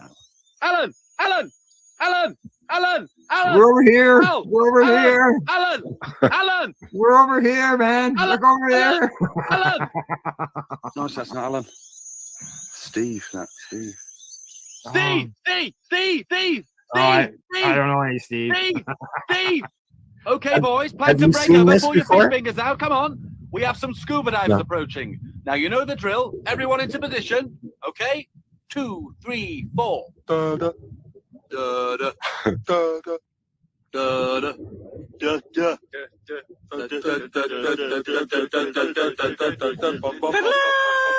Louder, boys, louder. Give me more cello. More cello, Roger. Use the gills. Brian, I love it. You're even scaring me. Andrew, are you chewing? No. Well, I hope you bought enough for everyone. Come on, spit it out. Okay, back into positions. And a 1 and a 2. Oh, no, that's not Steve. That is Alan. Alan! Steve, still trying to find us. We're Someone over just here, say my buddy. name. Behind you. Hey. You say Alan. That's actually from a BBC nature special. There's a few of them. Well, I've heard about the Alan thing, but I've never watched the video. Have you ever seen? You know that I guess it's turned into a skit. It's like, hey, what's your name? Ezekiel. What's your name? You've seen that one, right? No. Okay, so there's we played the original on the 420 show one day. Oh yeah. And the ending is not what you would think. No, man. No. So if you're interested in what I'm saying, Google it. I don't want to play it again because it's actually right. Okay. Let's see. In the show today, we've got the top 5 highest or strongest cannabis strains. We've got some recipes. We got some news, sports news. Got some news. Got a review as well. A couple reviews, I think. I think we've got a couple reviews. And we're going to also watch Sherry and Baker's newest bit at Elevate. She went to Elevate a couple of weeks ago and did a little thing for us. So we're going to show that as well. And because I'm really into this show and I enjoyed the movie too, The Day of the Jackal is now playing on Prime. And Okay, so we'll get into that and the entertainment end of things. Yep. So good. The trailer as well. Yeah. So what else is new and exciting before we get into the top 5 list? My eyesight is shitty. I can't see a fucking thing. Everything's blurry. But and it's snowing. It's snowing. Well, while we can chuckle at that, it's a medical reason, I would assume, why everything's blurry. Diabetes. Yeah. Yep. So will that go away does that mean as far as does that mean that your readings are off, or it's just something it might mean a few things. I'm in the process. I got a new doctor, so in the process of finding out what the fuck. And it might just be stress and tired and not feeling well and life. Yep. Yeah. I mean, I can see it's just everything. My eyesight's changing, I guess, is what it is. There's that too, right? We're all getting older. Yep. I also you don't wear glasses though, do you? You don't wear reading glasses, do you? I've had better than 20/20 vision all my life until but now I'm getting orbs and I get black spots and things like that. So obviously the diabetes is affecting it. Yeah. So we'll find out. You'll find out. Yeah, exactly. So not being that you were in Northern Ontario, how's the snow? You getting any? Any? Like I said, it's been snowing since yesterday morning. Since yesterday. Yep. And for 24 hours now. I've got about 6 inches on my car. 6 inches. Yeah. We got we don't have any. We just Snow. have green. We just No have green snow. grass. Nope. You're gonna have a very mild winter this year. Yeah. No, we're supposed to have an El Nino year, I believe. Oh yeah. I've been told a couple of different things. Yeah, me too. Some people said it's going to be a mild. Actually, you're the second person telling me a mild, and another person has told me it's supposed to be really rough. So I find the best place to get the most accurate information is from the Farmer's Almanac. Oh yeah. You know, I mean, well, the Weather Network track everything. Well, I watch the Weather Network too, but Yeah. they go by the almanac as well. So there's not a lot of. I'm not looking at a lot of snow. Let's just say, but we will finally. Our highs will finally be in the negative numbers in about a week's time. yeah, it's going to be -9 on Monday, and it was -5 today is the low up here. Oh, that's your low. That's not your high then. So No, okay. well, I'm high, but yeah. Yeah.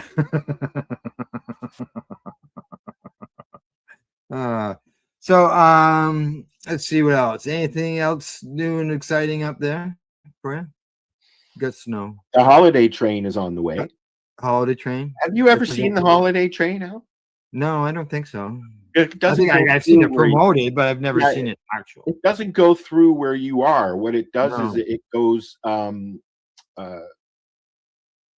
It comes up from Toronto and Yeah. goes right up to Thunder Bay and beyond, and it goes through the provinces and heads out west. Mhm. I'm not sure if it goes all the way out west, but I know that it comes through Terrace Bay. It doesn't stop here, but No. it comes through here because we're a train town. Yeah, I can say And, it's too bad it doesn't stop there. Well, you see, it stops in Marathon, which is an Yeah. hour south of us, and then it comes through Terrace Bay on the 2nd on the way to Shelburne, Schreiber, which is the next town up, and they actually have a thing there. They do a thing. Right? Oh, There's okay. usually a performance there and all that kind of thing. Right. It's just 10 minutes up the road, but we have a big train field here because of the mill, right? Mm-hmm. Yeah. Yeah, I guess it's more of they stop there. If they stop there, it's more. It wouldn't be for the holiday train; it'd be more of commercial. Yeah, CP goes through, and I think hey, dog, lay down, please. Thank you. Sorry. Like I said, it goes through.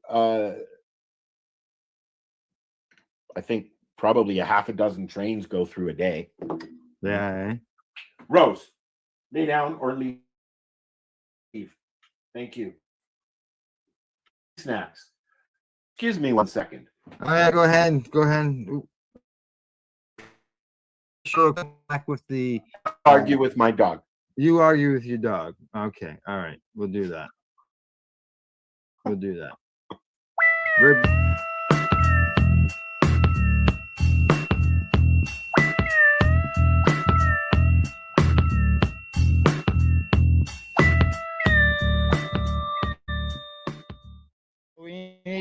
We need lounges. We need lounges where they can host events. Yes, we do. We're missing so many of them now. It's really sad. So why do you march, Ashley? Oh, because this needs to be legal everywhere, and we need to change the face of legality too. We definitely need lounges. Exactly. We used to have a lot of them in Toronto. Not Yeah. Now there's Exactly. like 4. We'll get there. You know, as I said to people earlier, when cannabis was illegal, we were marching for cannabis law reform, and we're still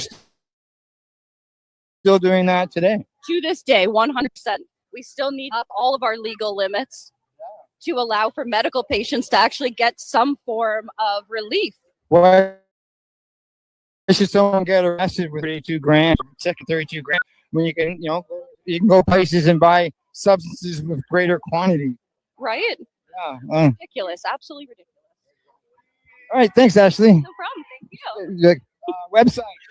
SofaKingGoodBakery.com. Okay, thank you.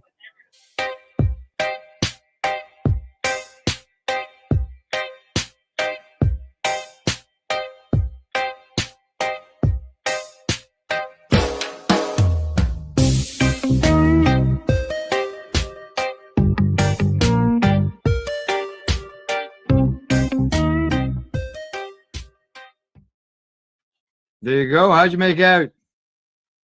She left. She left. Okay, all right. On to the top 5. It's certainly high on the list. All right. Today, as Al mentioned earlier, he was having some problems reading because his vision is off. So I went and grabbed the top 5 list, and it says the top 5 strongest cannabis strains of 2024 update. What do you think, Al? What do you think's on this list? I'm thinking some Kushes. Mm-hmm. Yeah, I can see that. Be some yeah, Kushes on there. And some heavy sativas. Heavy sativas. Oh, all right. It's fine there. Here we go. I'll just scroll right down to the I list. don't know what to think, actually. I know. Here you go. Cookies gelato.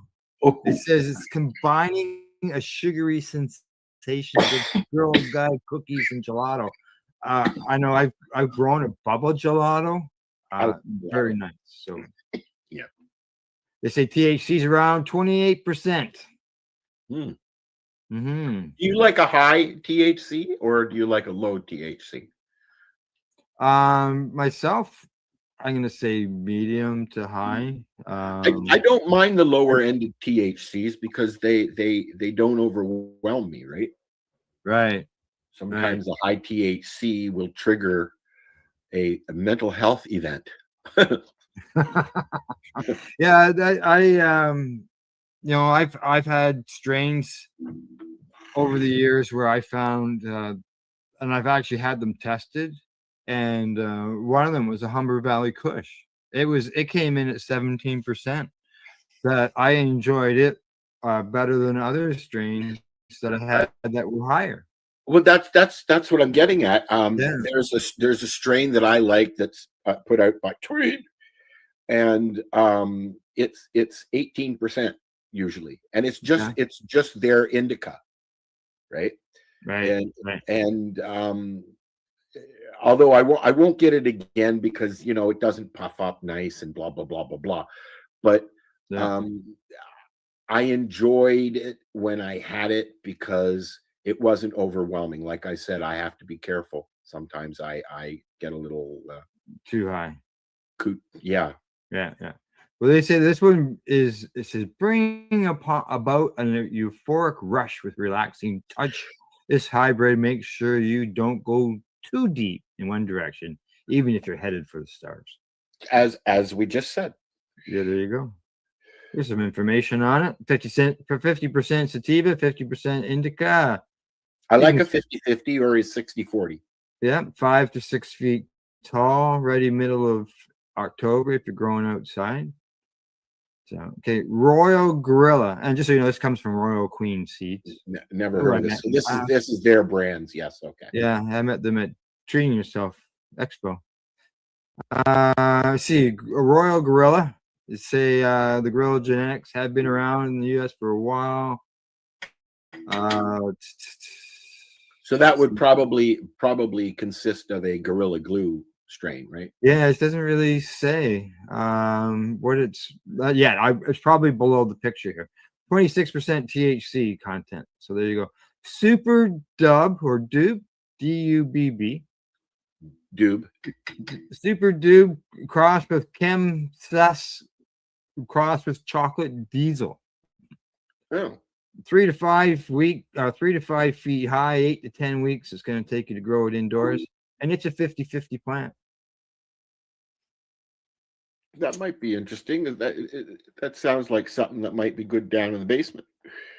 Yeah, indoors, you're looking at, I'm going to say 8 to 10 weeks on that. That's not bad. No. Isn't it usually 16? No, that's for his sativas. Oh, okay. Indoors, 8 to 10 weeks for an indoor. Okay. Yeah, even even a little bit less. Let's see, green gelato. Another gelato. Yeah. The parent plants are sunset sherbet and thin mint cookies. I've had both of those and I enjoy them. I would probably like that strain. Yeah. They're famous for their sweet flavor and strong high, and they have a 25% THC percentage. You'll have to post that. You'll put that list in our chat there when. Yes, I will. Let's see. I'll just keep that, and then let's see. Fruity tones, sharp with mint, spicy cushion, warm cookie flavor. Yummy. 45% sativa, 55% indica, 5 to 7 feet tall, early October outdoors, 8 to 10 weeks inside. And it's only 3 to 4 feet tall. Do they have prices? No. Oh, okay. They have a button that says buy. Next one, Hulk Berry. Who? Hulk Berry. Never heard of it. Either have I. It says it has attained a cult status in a short amount of time following its success at the 2014 High Times Cup. 28% THC. This is the breeding of OG Kush with strawberry diesel. Mix of an indica and sativa effects and a fruity taste. There you go. Here's the information. 65% sativa, 35% indica. Late September outdoors. Wow. Huh. That's nice. Nice and early. The high is clear and uplifting. Huh. Triple G. What do you think's in this? Let's see. Cannabis?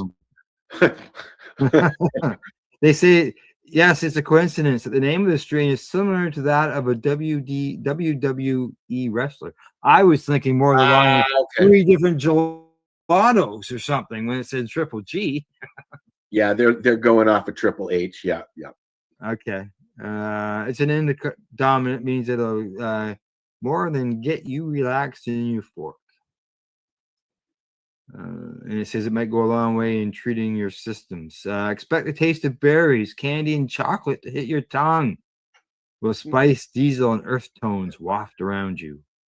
I like the idea of what hits your tongue, the chocolate, candy, and berries. There we go, 26%. Are you Gorilla Glue by Gelato? Who? Gorilla Glue 4 by Gelato 33. So there's your Triple G. There you Gorilla go. Glue Gelato. There you go. There you go. Top 5. Yeah. That's yummy. I like that last one there. I might have to. Yeah, so do I. Check on Hey, those. hi to our viewers on YouTube as well. Hi. Can you post that link Yes. in our chat? I will. Are you high? What are you smoking? Yeah, what are you guys smoking? I'm Those smoking who are roaches, watching- unfortunately. It's the last week of the month. So there's our 5 strains. I should have put that in as part of the comment, but I didn't. I just put the link in. Today, I'll be getting into that in the review, which I believe is probably coming up shortly, and we'll get into that. So, all right. Anything else you want to add to the top 5 top 5 list? I got to look at that list. Can you see it? Well, that's the thing. I said I got to, and Yeah. You'll have to take a look. Like I said, I put the link in the chat, so Yeah, I anybody see that. who's wondering can take a look at it. All righty. Okay, let's make our way along. Let's go from what's going to get you super high with the strong THC levels to something that's going to help you with your munchies.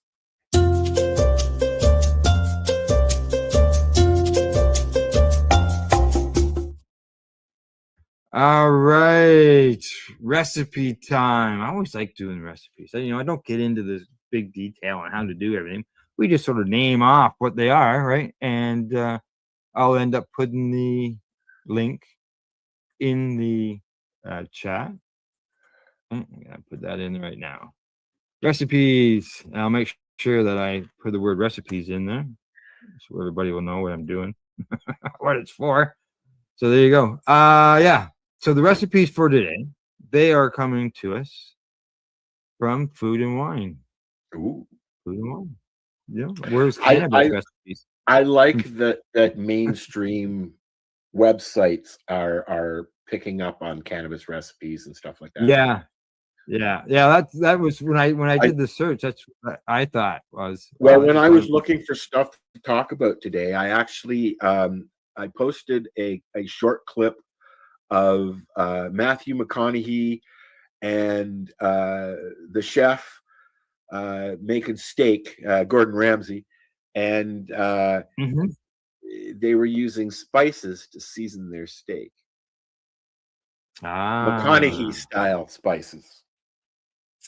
So I thought that was interesting. I was watching the video before we started, actually. Okay. So the 9 cannabis recipes to try at home. Here we go. 9 of them. Number 1. How to make cannabis. How you make butter. So this recipe list includes how to make butter. All right. Is that a we got little cannabis video? infused tea with rose and lavender.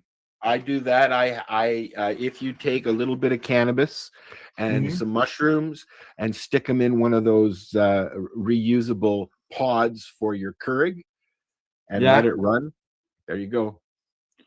Bingo. Okay. You could even put some Rose. lavender in there if you wanted to. And you just gotta click on the link. It says "Get the recipe." It's right there. There you go. Yeah. Cannabis infused citrus caramel blondies. Oh my lord. Sounds good, doesn't it? Uh-huh. Orange zest and caramel all go into these show-stopping blondies. The recipe's modified version. Swapping in canna butter in for unsalted butter. Yep. Cannabis infused Easy. olive oil. I have some in the fridge. So do I. I can. Yeah, I was working with it yesterday. Cannabis infused pasta with clams and green chiles. No, thank you. Yeah, I'm not into the clams You're right. either. All right. Let's see what else next. Cannabis infused olive oil citrus cake. And look at it, it's got the citrus right on top of it. It's a cornmeal cake with a vibrant citrus glaze and fresh fruit add layers of tart sweetness. I think you'll like this one, Al. Cannabis infused chocolate pretzel cookies.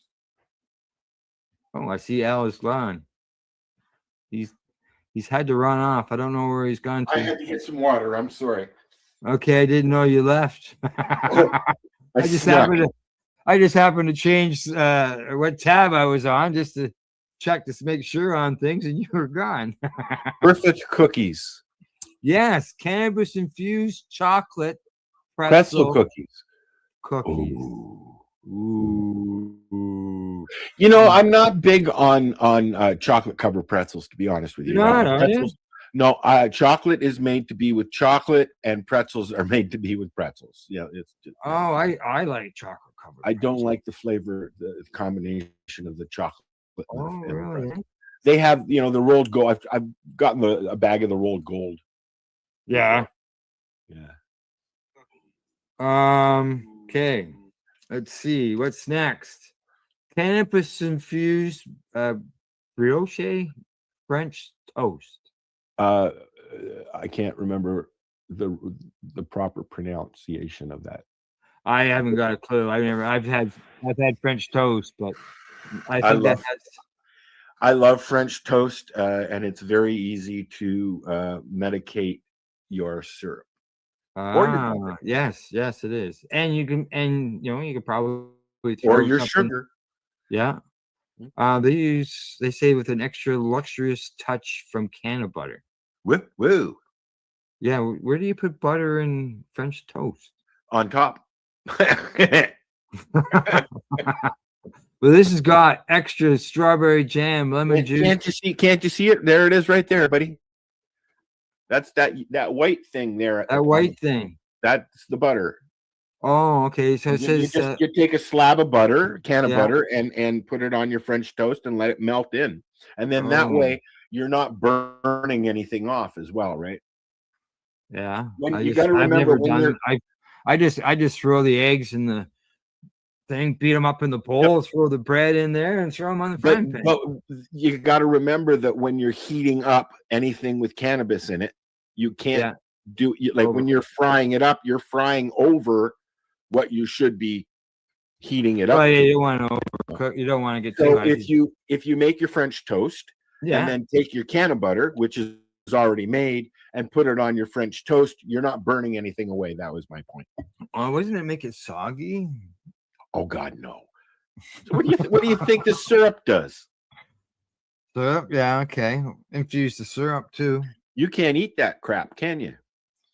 I haven't had French toast in a long time. I eat very little bread. It's just I get bloated from it if I eat too much, so I don't eat very much bread.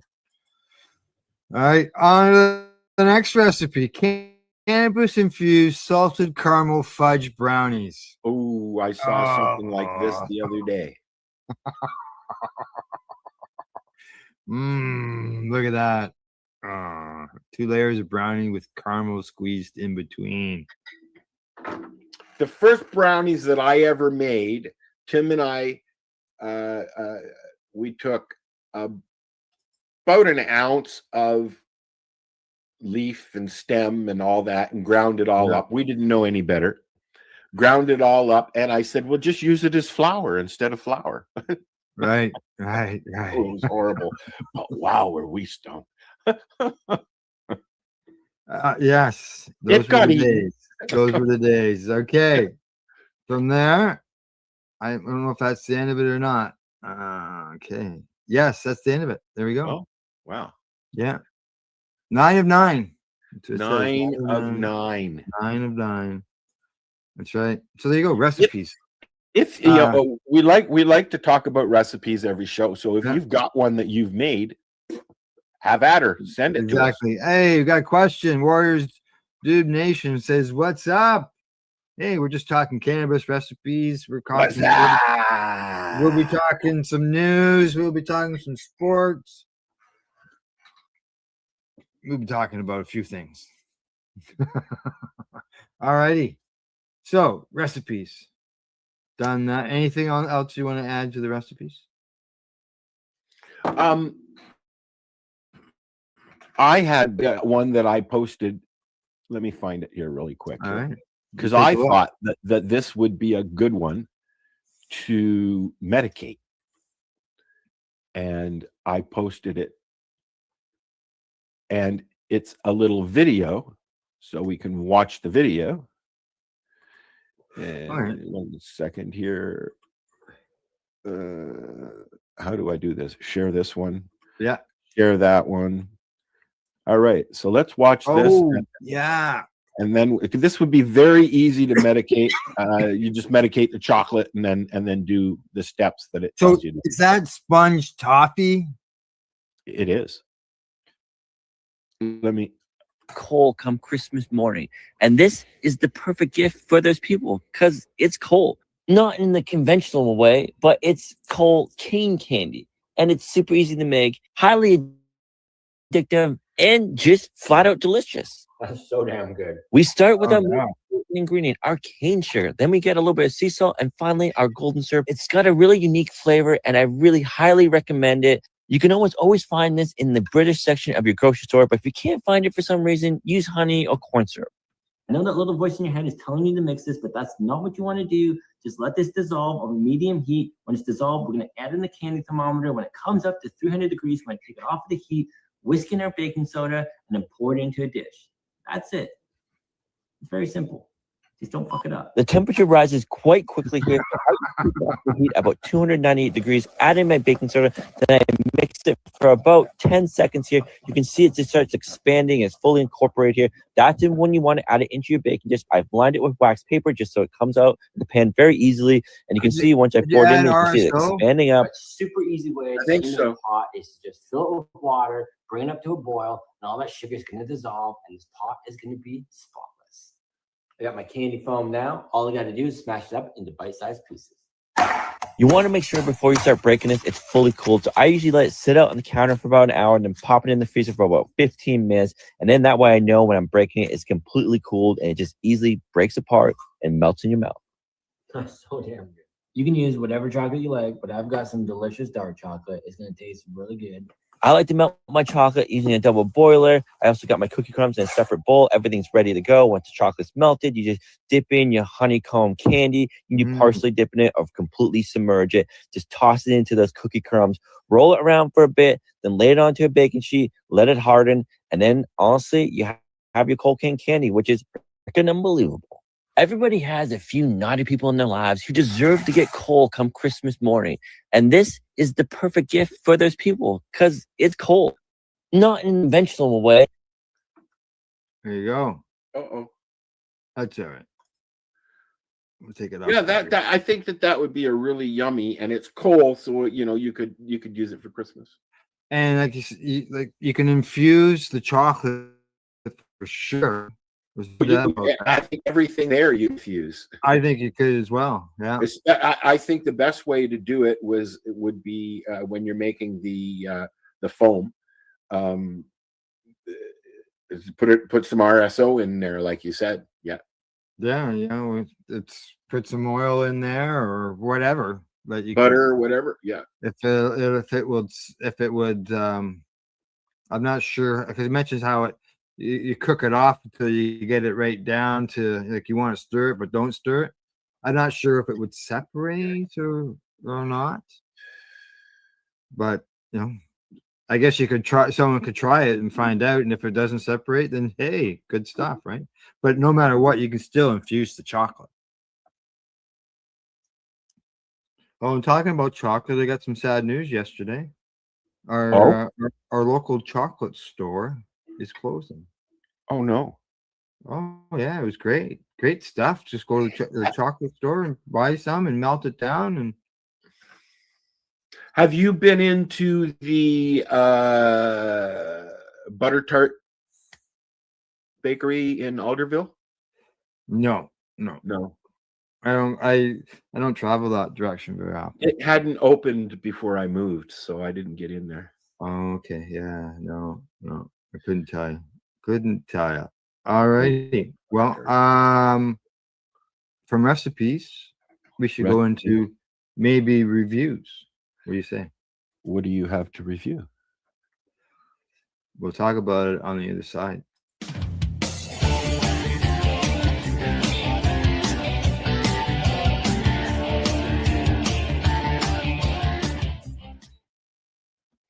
Today, for a review, I've got a vape cartridge that have you ever had something that you've put it away someplace and you've lost it?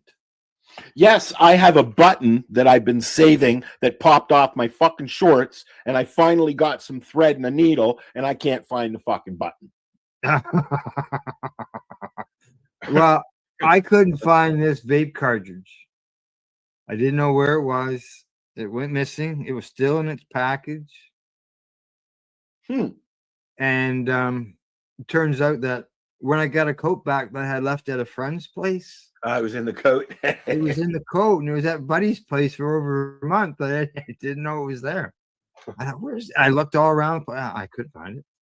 But that explains why. So yeah, my vape cartridge that I got here today because I can't smoke joints in the house. It is from Legacy 420. You find them at legacy420.com. And the strain that I am doing is called Tangy. And it is. It's just that. It's tangy. It's the Red E brand, which is the Legacy 420 brand. And it tastes tangy. which is up for sale, I hear. Yes, Legacy 420 is up for sale. Exactly. So Al and I have both been what do you call it?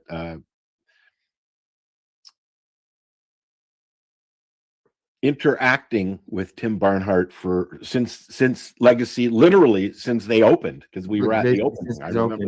Yeah.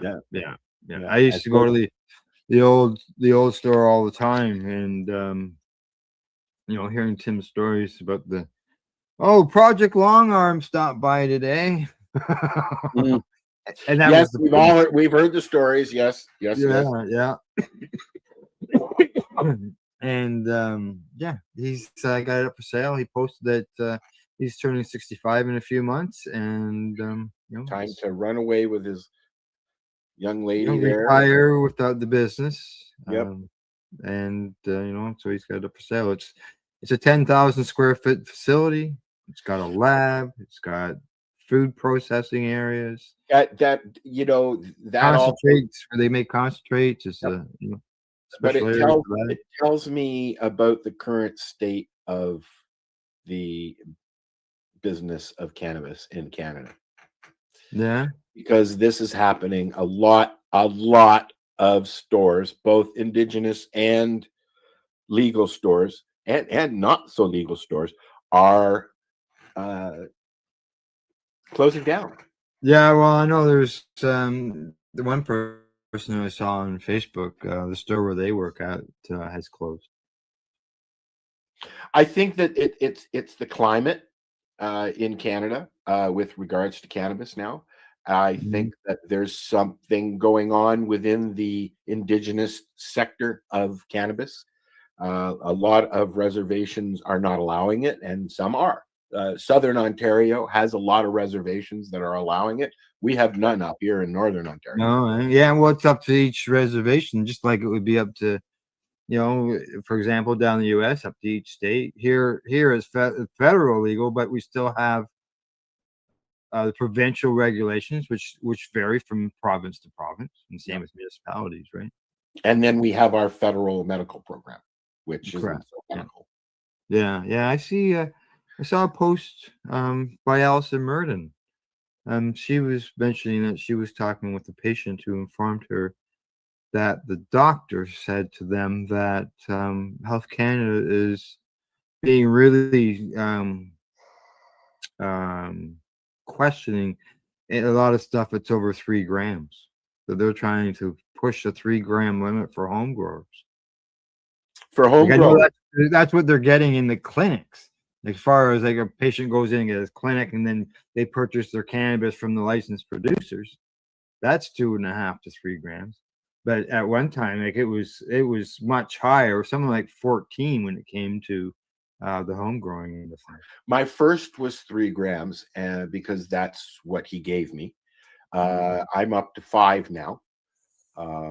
And I've already had the conversation with the new doctor, and she just wants to do some research and make sure she's allowed. That's all. Right. She's fine with it. She just wants to make sure she's allowed. See what she's heard that medical association says. Well, yeah, she's you know what they say. She has heard that doctors can't prescribe unless they take a course, which is bullshit. But there is a course that is available to practitioners and nurses that is about cannabis, but nobody wants to take it. So you don't hear about it. You don't hear doctors talking about it.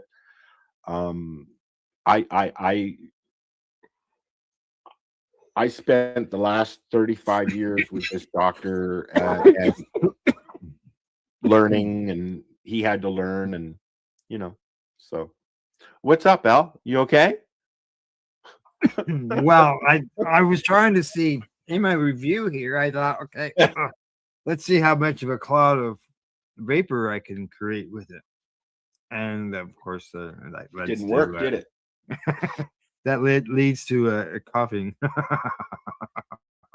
when you do that. So, but no, it tastes good. I'm enjoying it. I can't give you any numbers on it or anything like that. I can just tell you it is. It is what it is. It is what it is. It's Legacy 420's Red E brand that they produce themselves. So the numbers were at the they're not on the package here that I've got with it, but it was on the board when I bought it. I just can't. It's been a while. what are It was those like I said, it was lost in my coat. So What are those worth? and you know something that you guys always see me with in the videos is what, because I'm using a vape pen. But this battery, it doesn't seem to die. Really? It just keeps going. It's it's excuse me. It's a box hot battery. It's all fancy colors. But it just keeps on going. Like I think I've only charged it like twice. Like when I got it, I charged it, and then once since then.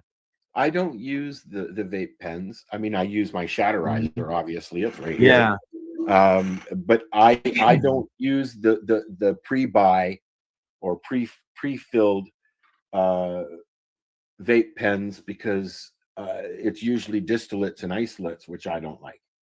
Yeah, that's why if I go and get one, I look for it to say live rosin in it. Yeah, well, you see that I can make my own, so why should I? Yeah, correct. And I'd rather get some hash or some shatter, right? Mm-hmm. Yeah. Talking about hash, review. Since we're still on the review end of things, how is the dewdrop? It's dropping dew.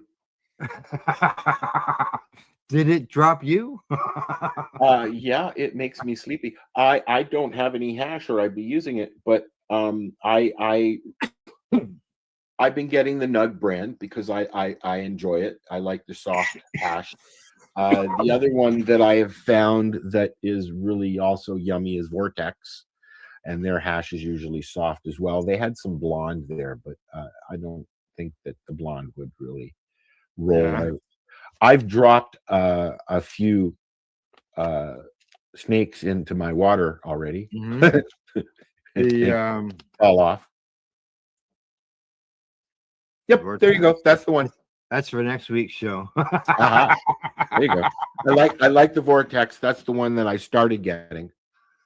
Yeah. Well, I'll tell you that was I'll have a story for that one too.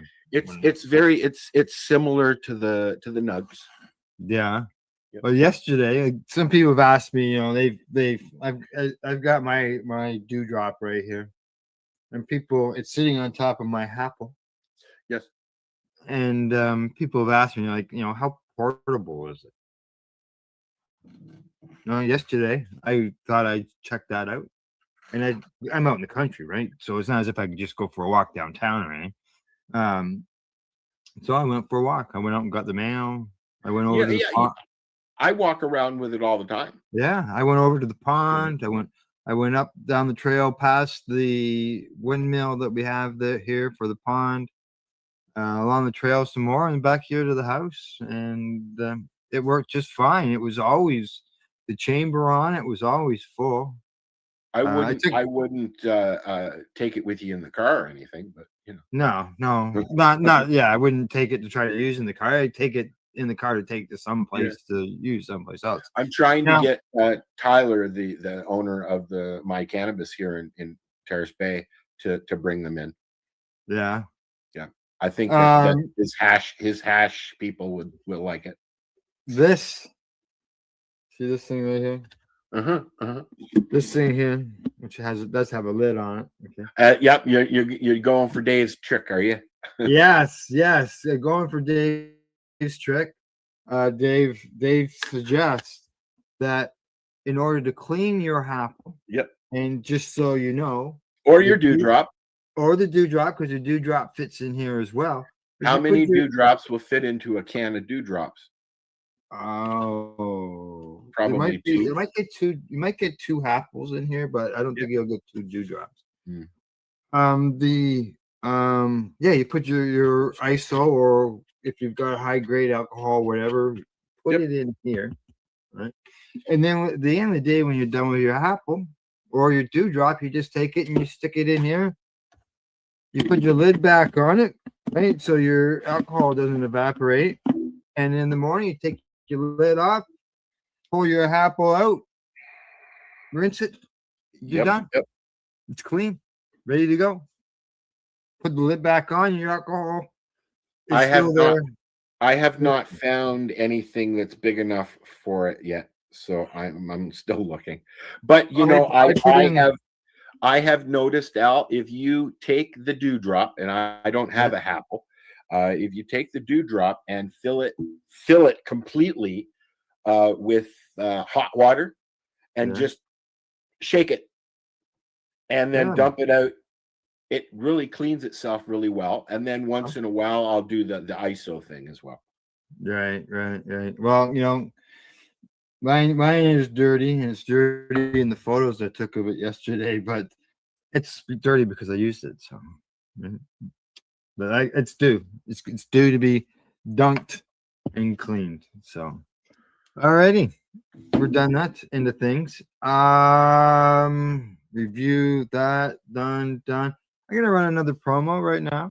Okay, on the Apple, and then we get back. Oh no, hang on. I'm gonna hang on on that thought. Make up my mind, Al. I want to make up your mind because I want to time some things here. So we're gonna have a quick 20-second break, and then we're gonna head to the news.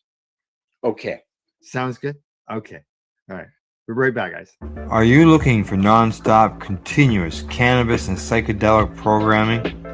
If you are, then turn your browsers to 420radio.ca or paceradio.net, where you will find the 420 Pace Re-Rolled Saturday. Everything gets started at 8 a.m. Eastern Saturday morning. Hey, there we go. Don't forget, catch that Saturday morning. Non-stop, man. Works really good. What do you think? I'm sure you we need enjoy to it. put some cartoons in there as well. What's that? We need to put some cartoons in there as well. Put some cartoons. Saturday morning cartoons. Hey, there you go. Yep. Hey, I guess I didn't ask this question before. News. Do we have a news article? Or were we too high before the show to think about that? There is one here. You got one? Well, I don't remember what it is. I'm looking.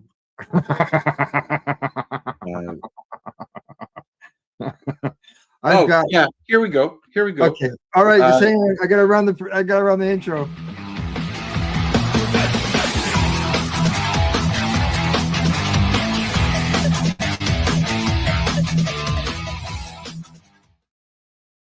All right, there you go. What's the news? I'm posting the link in our chat. Okay. And I can't read all the small chat stuff, but basically the appeals court upholds Mississippi ban on medical marijuana advertising. Now, in Canada, you're not allowed to do any cannabis advertising at all. So they say, although you keep seeing cannabis advertising. I've seen signs around. But it is not allowed, as you know.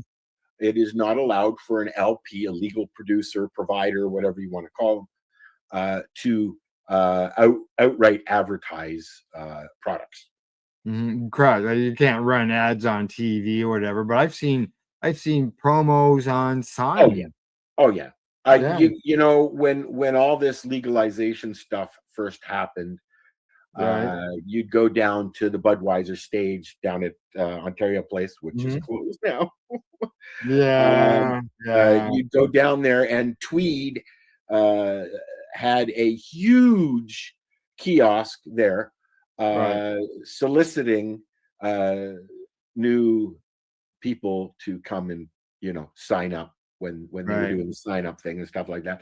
And then you would drive down the highway, the Gardiner Expressway, which cuts right through the downtown core of Toronto, and you would see signs all over the fucking place about cannabis this, cannabis that, Tweed, Cannabis Corp, or whatever, whoever they're called now. It was all over the place. Now, not so much, but you're starting to see things like when you go into a legal store, you will see propaganda from Health Canada all over the place. Flyers and things like that. So, and now they're starting an education campaign. When you remember all the stores that were popping up, Tweed was having stores pop up, and they were using it as recruitment centers for people to come in and learn. Well, they had the Buzzkill store there for 4 days. Yeah. All right. And now, like each province seems to be doing it, because Nova Scotia had something. New Brunswick is running something as well. Alberta has an educational thing that they've been running, and this all started October-ish. And it's been other provinces have been running it too. And also, I was looking for stuff to talk about, that cannabis hypermimesis syndrome. He did better than me. There's some new research that tells you why it's happening and blah blah blah blah blah. You smoke too much, go and eat something, you'll feel better. I've been I've had to take an ambulance ride. I thought I was having a fucking heart attack. And the first thing that the doctor said in Emerge was, you got hypermimesis syndrome. I was like, I just instantly like, you know what? Don't even. Don't even go there. All right. We're gonna go into some sports, but I've got to deal with the dog. So I'm gonna do the sports really quickly, because I don't have anything to show. I just got 3 things to mention. So let's get into there.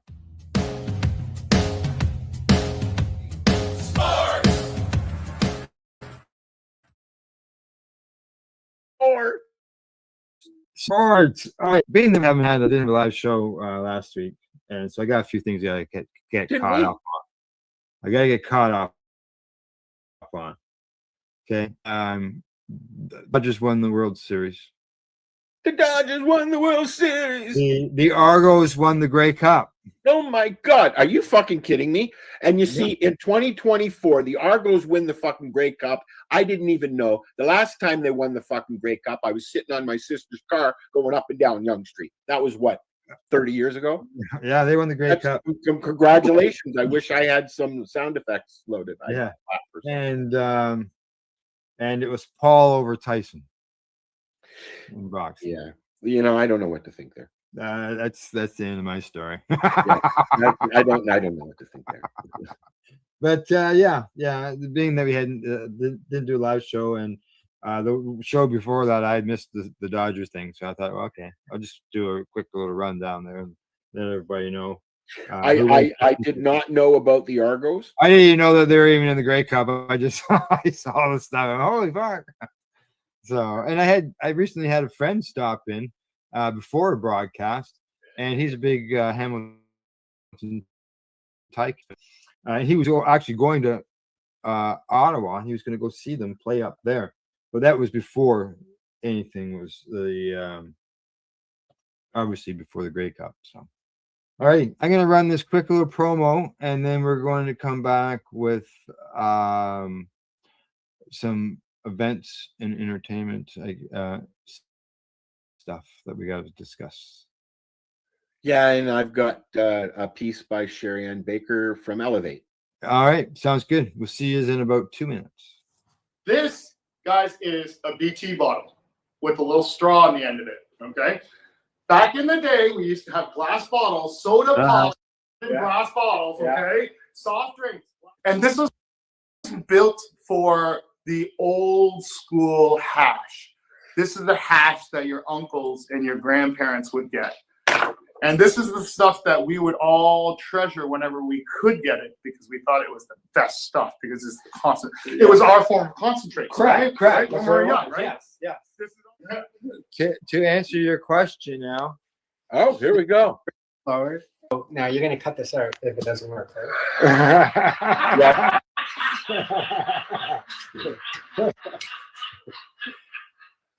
You just cut it out now. These are the 4 or 3 tools I use to form and shape the happens.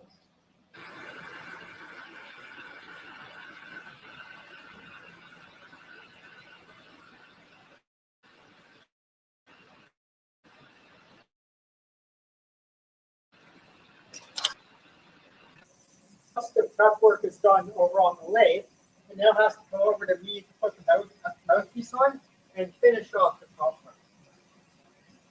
So first up, I just need to clean up and close off the top.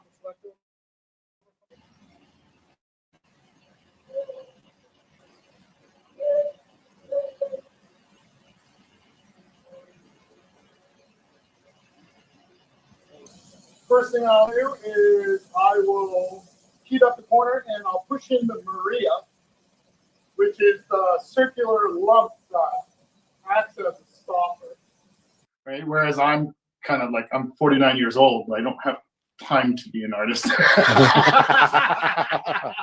You know, but each one is individual, though. There's only one of each, so it does make it art. Oh, stop it! Okay.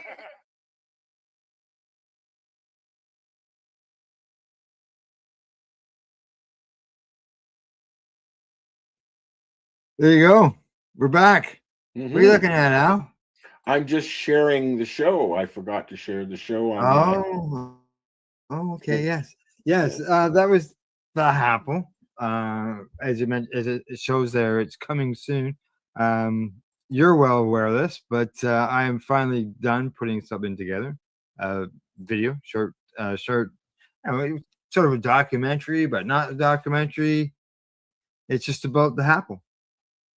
And I've got a movie or clip that is actually, it's about 52 minutes long, and it's video footage of Dave and Master Glass actually creating a Apple. Did you get a chance to watch it?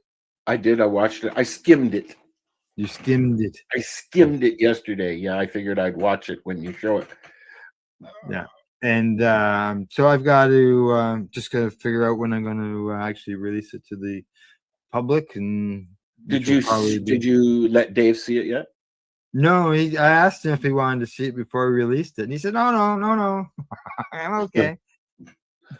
So I said, all right.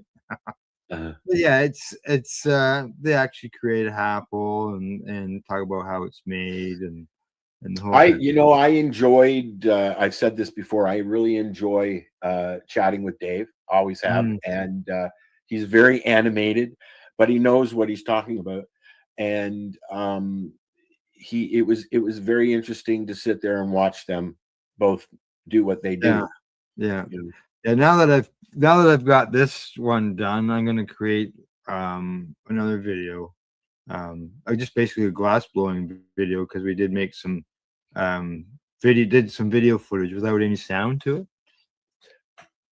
And so I'll probably be putting something like with that together. There'll be lots of different things they can create with the footage that I got that day. So, all right, that's my movie end of things. You said you got some events or entertainment movie you want to add to this? To this? Yes. Yeah, we can watch. I like I said at the beginning of the show, I have been watching the new series. I don't know if they're calling it a limited series or not, but it is the newest version. Oopsie. The newest version of The Day of the Jackal. If you've ever seen the original, it's a very intense movie, the original, which I believe is Richard Meacham. And then the remake is one of Jack Black's first films with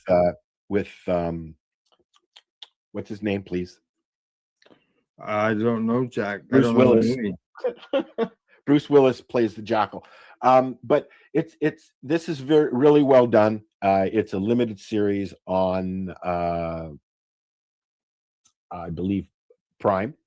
Yeah. And let's take a look at the take a look. All right. Trailer. Just because I thought it was cool, and I'm having a hard time with Windows here. There we go. Who's the target? My clients need to know if you think it's possible. It'll cost.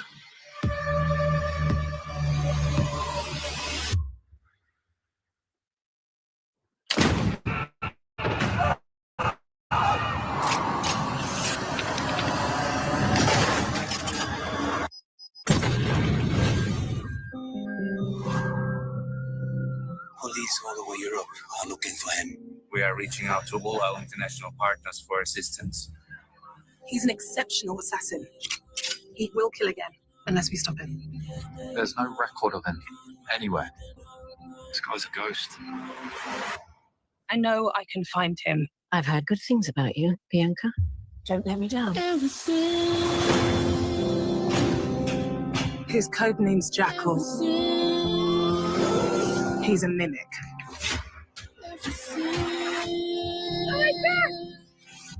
Somebody's hiring the Jackal for another kill.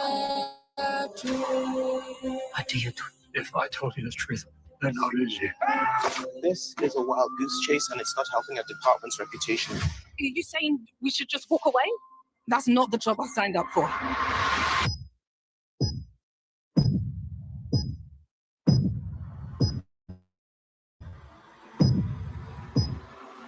There's only so much I can do to protect you.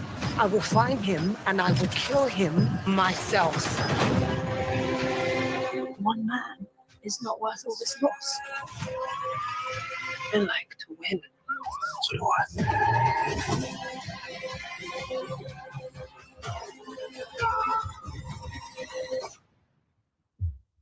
I just want to know who you are.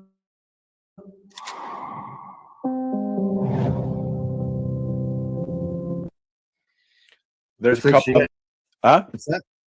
There's a couple of other really good series that I'm watching as Yeah. well. Landman, which is just started, and of course Yellowstone. It looks Just- like she's bound and determined to find and get this guy, Yes. even though they want to stop going at him. It's I don't know if you know about what the Jackal is, but it's loosely based on a true story out of, I guess, the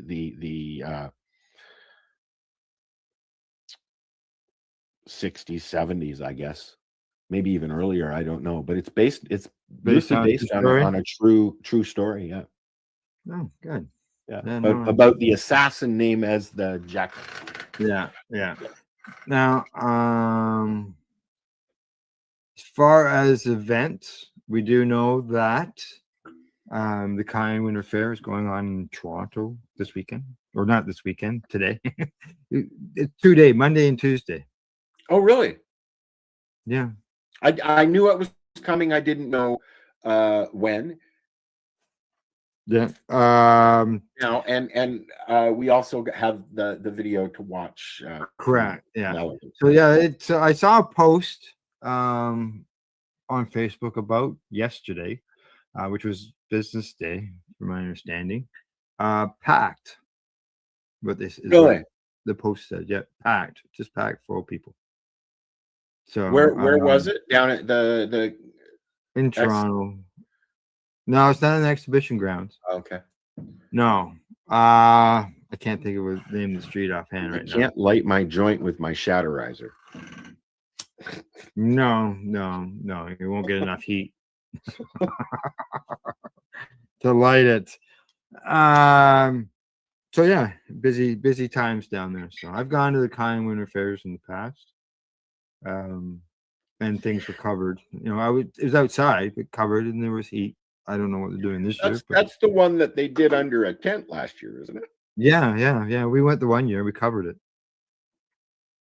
I don't remember. No. That was They all go together. We've done so many that they all blurred. Yeah, exactly. All right. And you said you've got something there? On an Yep, event? I've got a piece by Sherry Ann, who went and covered What is it? What is it called again? Elevate. Elevate. Also in Toronto. So we'll watch that and then we can chat about it when we're done. Excuse me. Uh-oh. Hang on. Elevate. See you soon. Let's try that again. There we go. Two parts to my answer here. I think the most important part of my success is definitely the people that I work with, the teams that I've put together. They're a great group of passionate individuals and they love what they do. And so I think that's first and foremost. Without a good team, there's no way you're going to be successful in this industry. Regulatory challenges that you would see we're facing right now in Canada.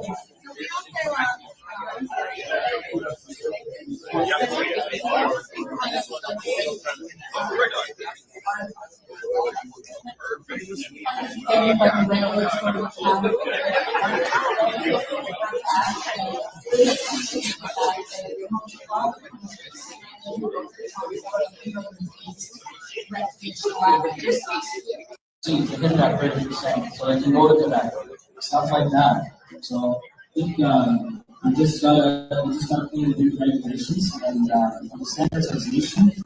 That's also a little bit difficult too because everyone has different Question, I'm just going to go off script for a second. There's a lot of talk obviously about standardization, and within the context of that, it's been basically left from Health Canada to the industry. It's almost like sending kids to the room at a fight and going, look, you guys go and sort this out. When you figure it out, you come back to us. Is that the stance? Is that the way the industry is currently putting itself together to present back standardization opportunities to Health Canada? Yeah, for sure. I think also it is. Or understand data. Data is important. Roadmap. But how can retailers use data to improve the consumer and customer experience?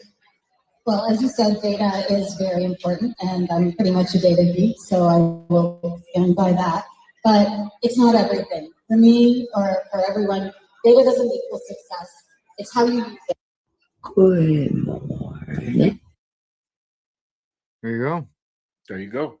Yeah, I recognize some of the brands because of us being involved in events and going and covering events that were on. But yeah, I don't know where that was held at though.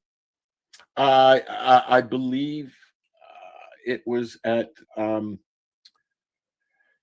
Danforth.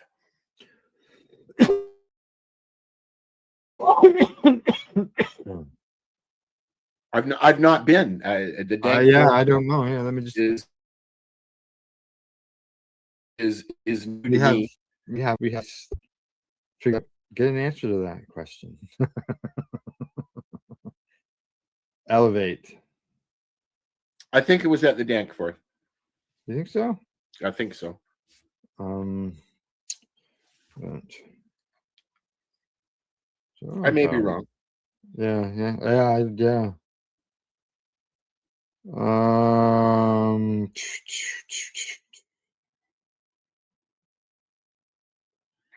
There's lots of opportunities for me to choose which one I wanted to go to. Just want the one that has the answer, and it doesn't.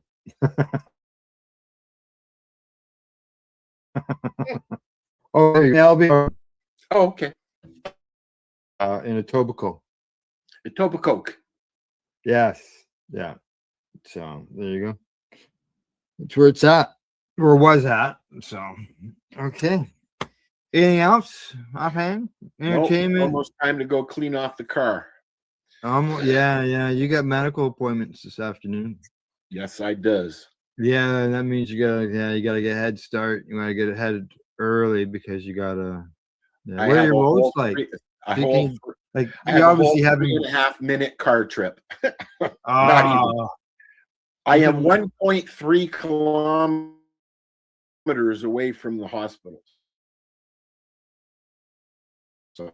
Oh, gee, that's not bad. You're good. No, I probably could snowshoe it if I had to. You got snowshoes? It's just at the top of the street. So yeah. No, I don't. No. My snowshoeing and skiing days are done, unfortunately. Yeah. But I was an avid skier when I was younger. I enjoyed doing the moguls at Horseshoe Valley. Yeah, I like doing little snowshoeing just around here around the property. So Do you ski as well? Do you do no. cross country skiing? No, I don't want to kill myself. Cross country skiing to me is Oh like, no. oh, No, I don't do that either. No. I have. It just allows me to continue doing my walking because walking is my exercise. So before we say goodbye. I don't think so. Why are we saying goodbye already? Well, I'm just sort of looking at what else we got left to cover. I don't think we really have much else to cover. So goodbye. No. Yeah, because our events and entertainment, according to my list, is the last thing that we have on. Well, hopefully I'll be able to see next week. Yes, exactly. No, I know what you mean. Bye bye and bye bonds. All right.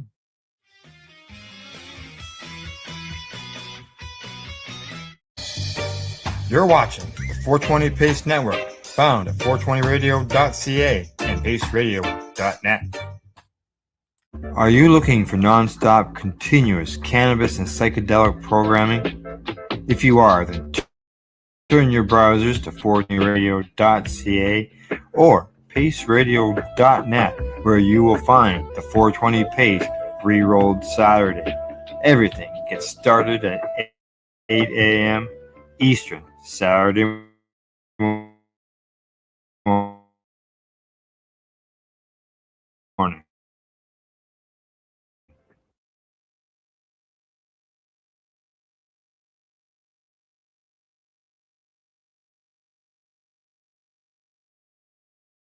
Pace re-roll Saturday.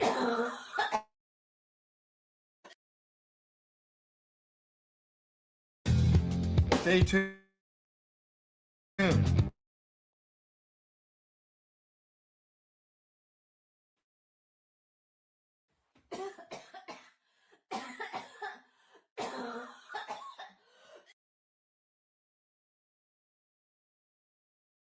Coming from Yahoo News Canada, the Yukon now leads Canada in cannabis consumption. We lost at Nova Scotia. Come on, fellow Scotians, like Blue Nosers, we got to get out to the stores.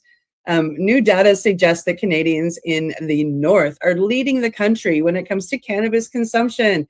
According to a report highlighted by Yahoo News, residents of the Yukon have the highest per capita cannabis use in Canada, outpacing every other province and territory. Researchers point to several possible factors behind this new trend.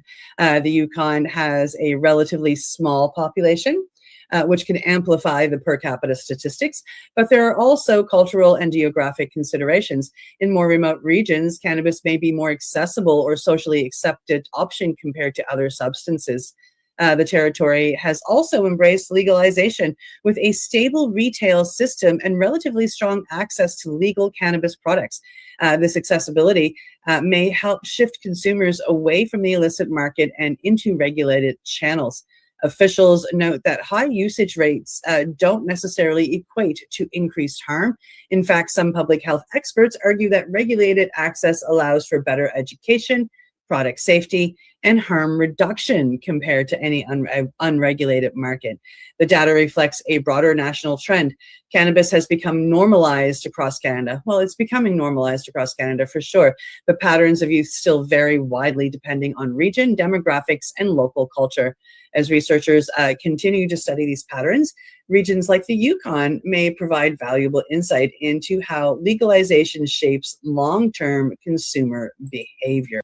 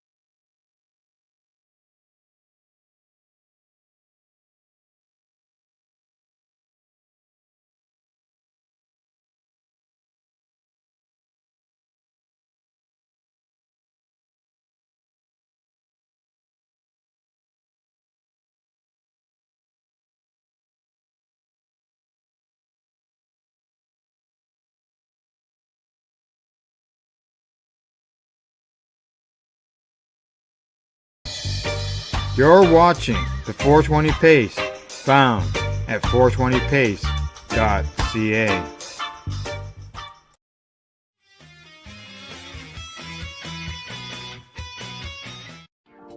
You've been watching Rerolled Saturdays. Thank you to our guests, our hosts, and our viewers. Up next, Rerolled Saturday Nighttime Edition. It gets started at 4 p.m. See you then.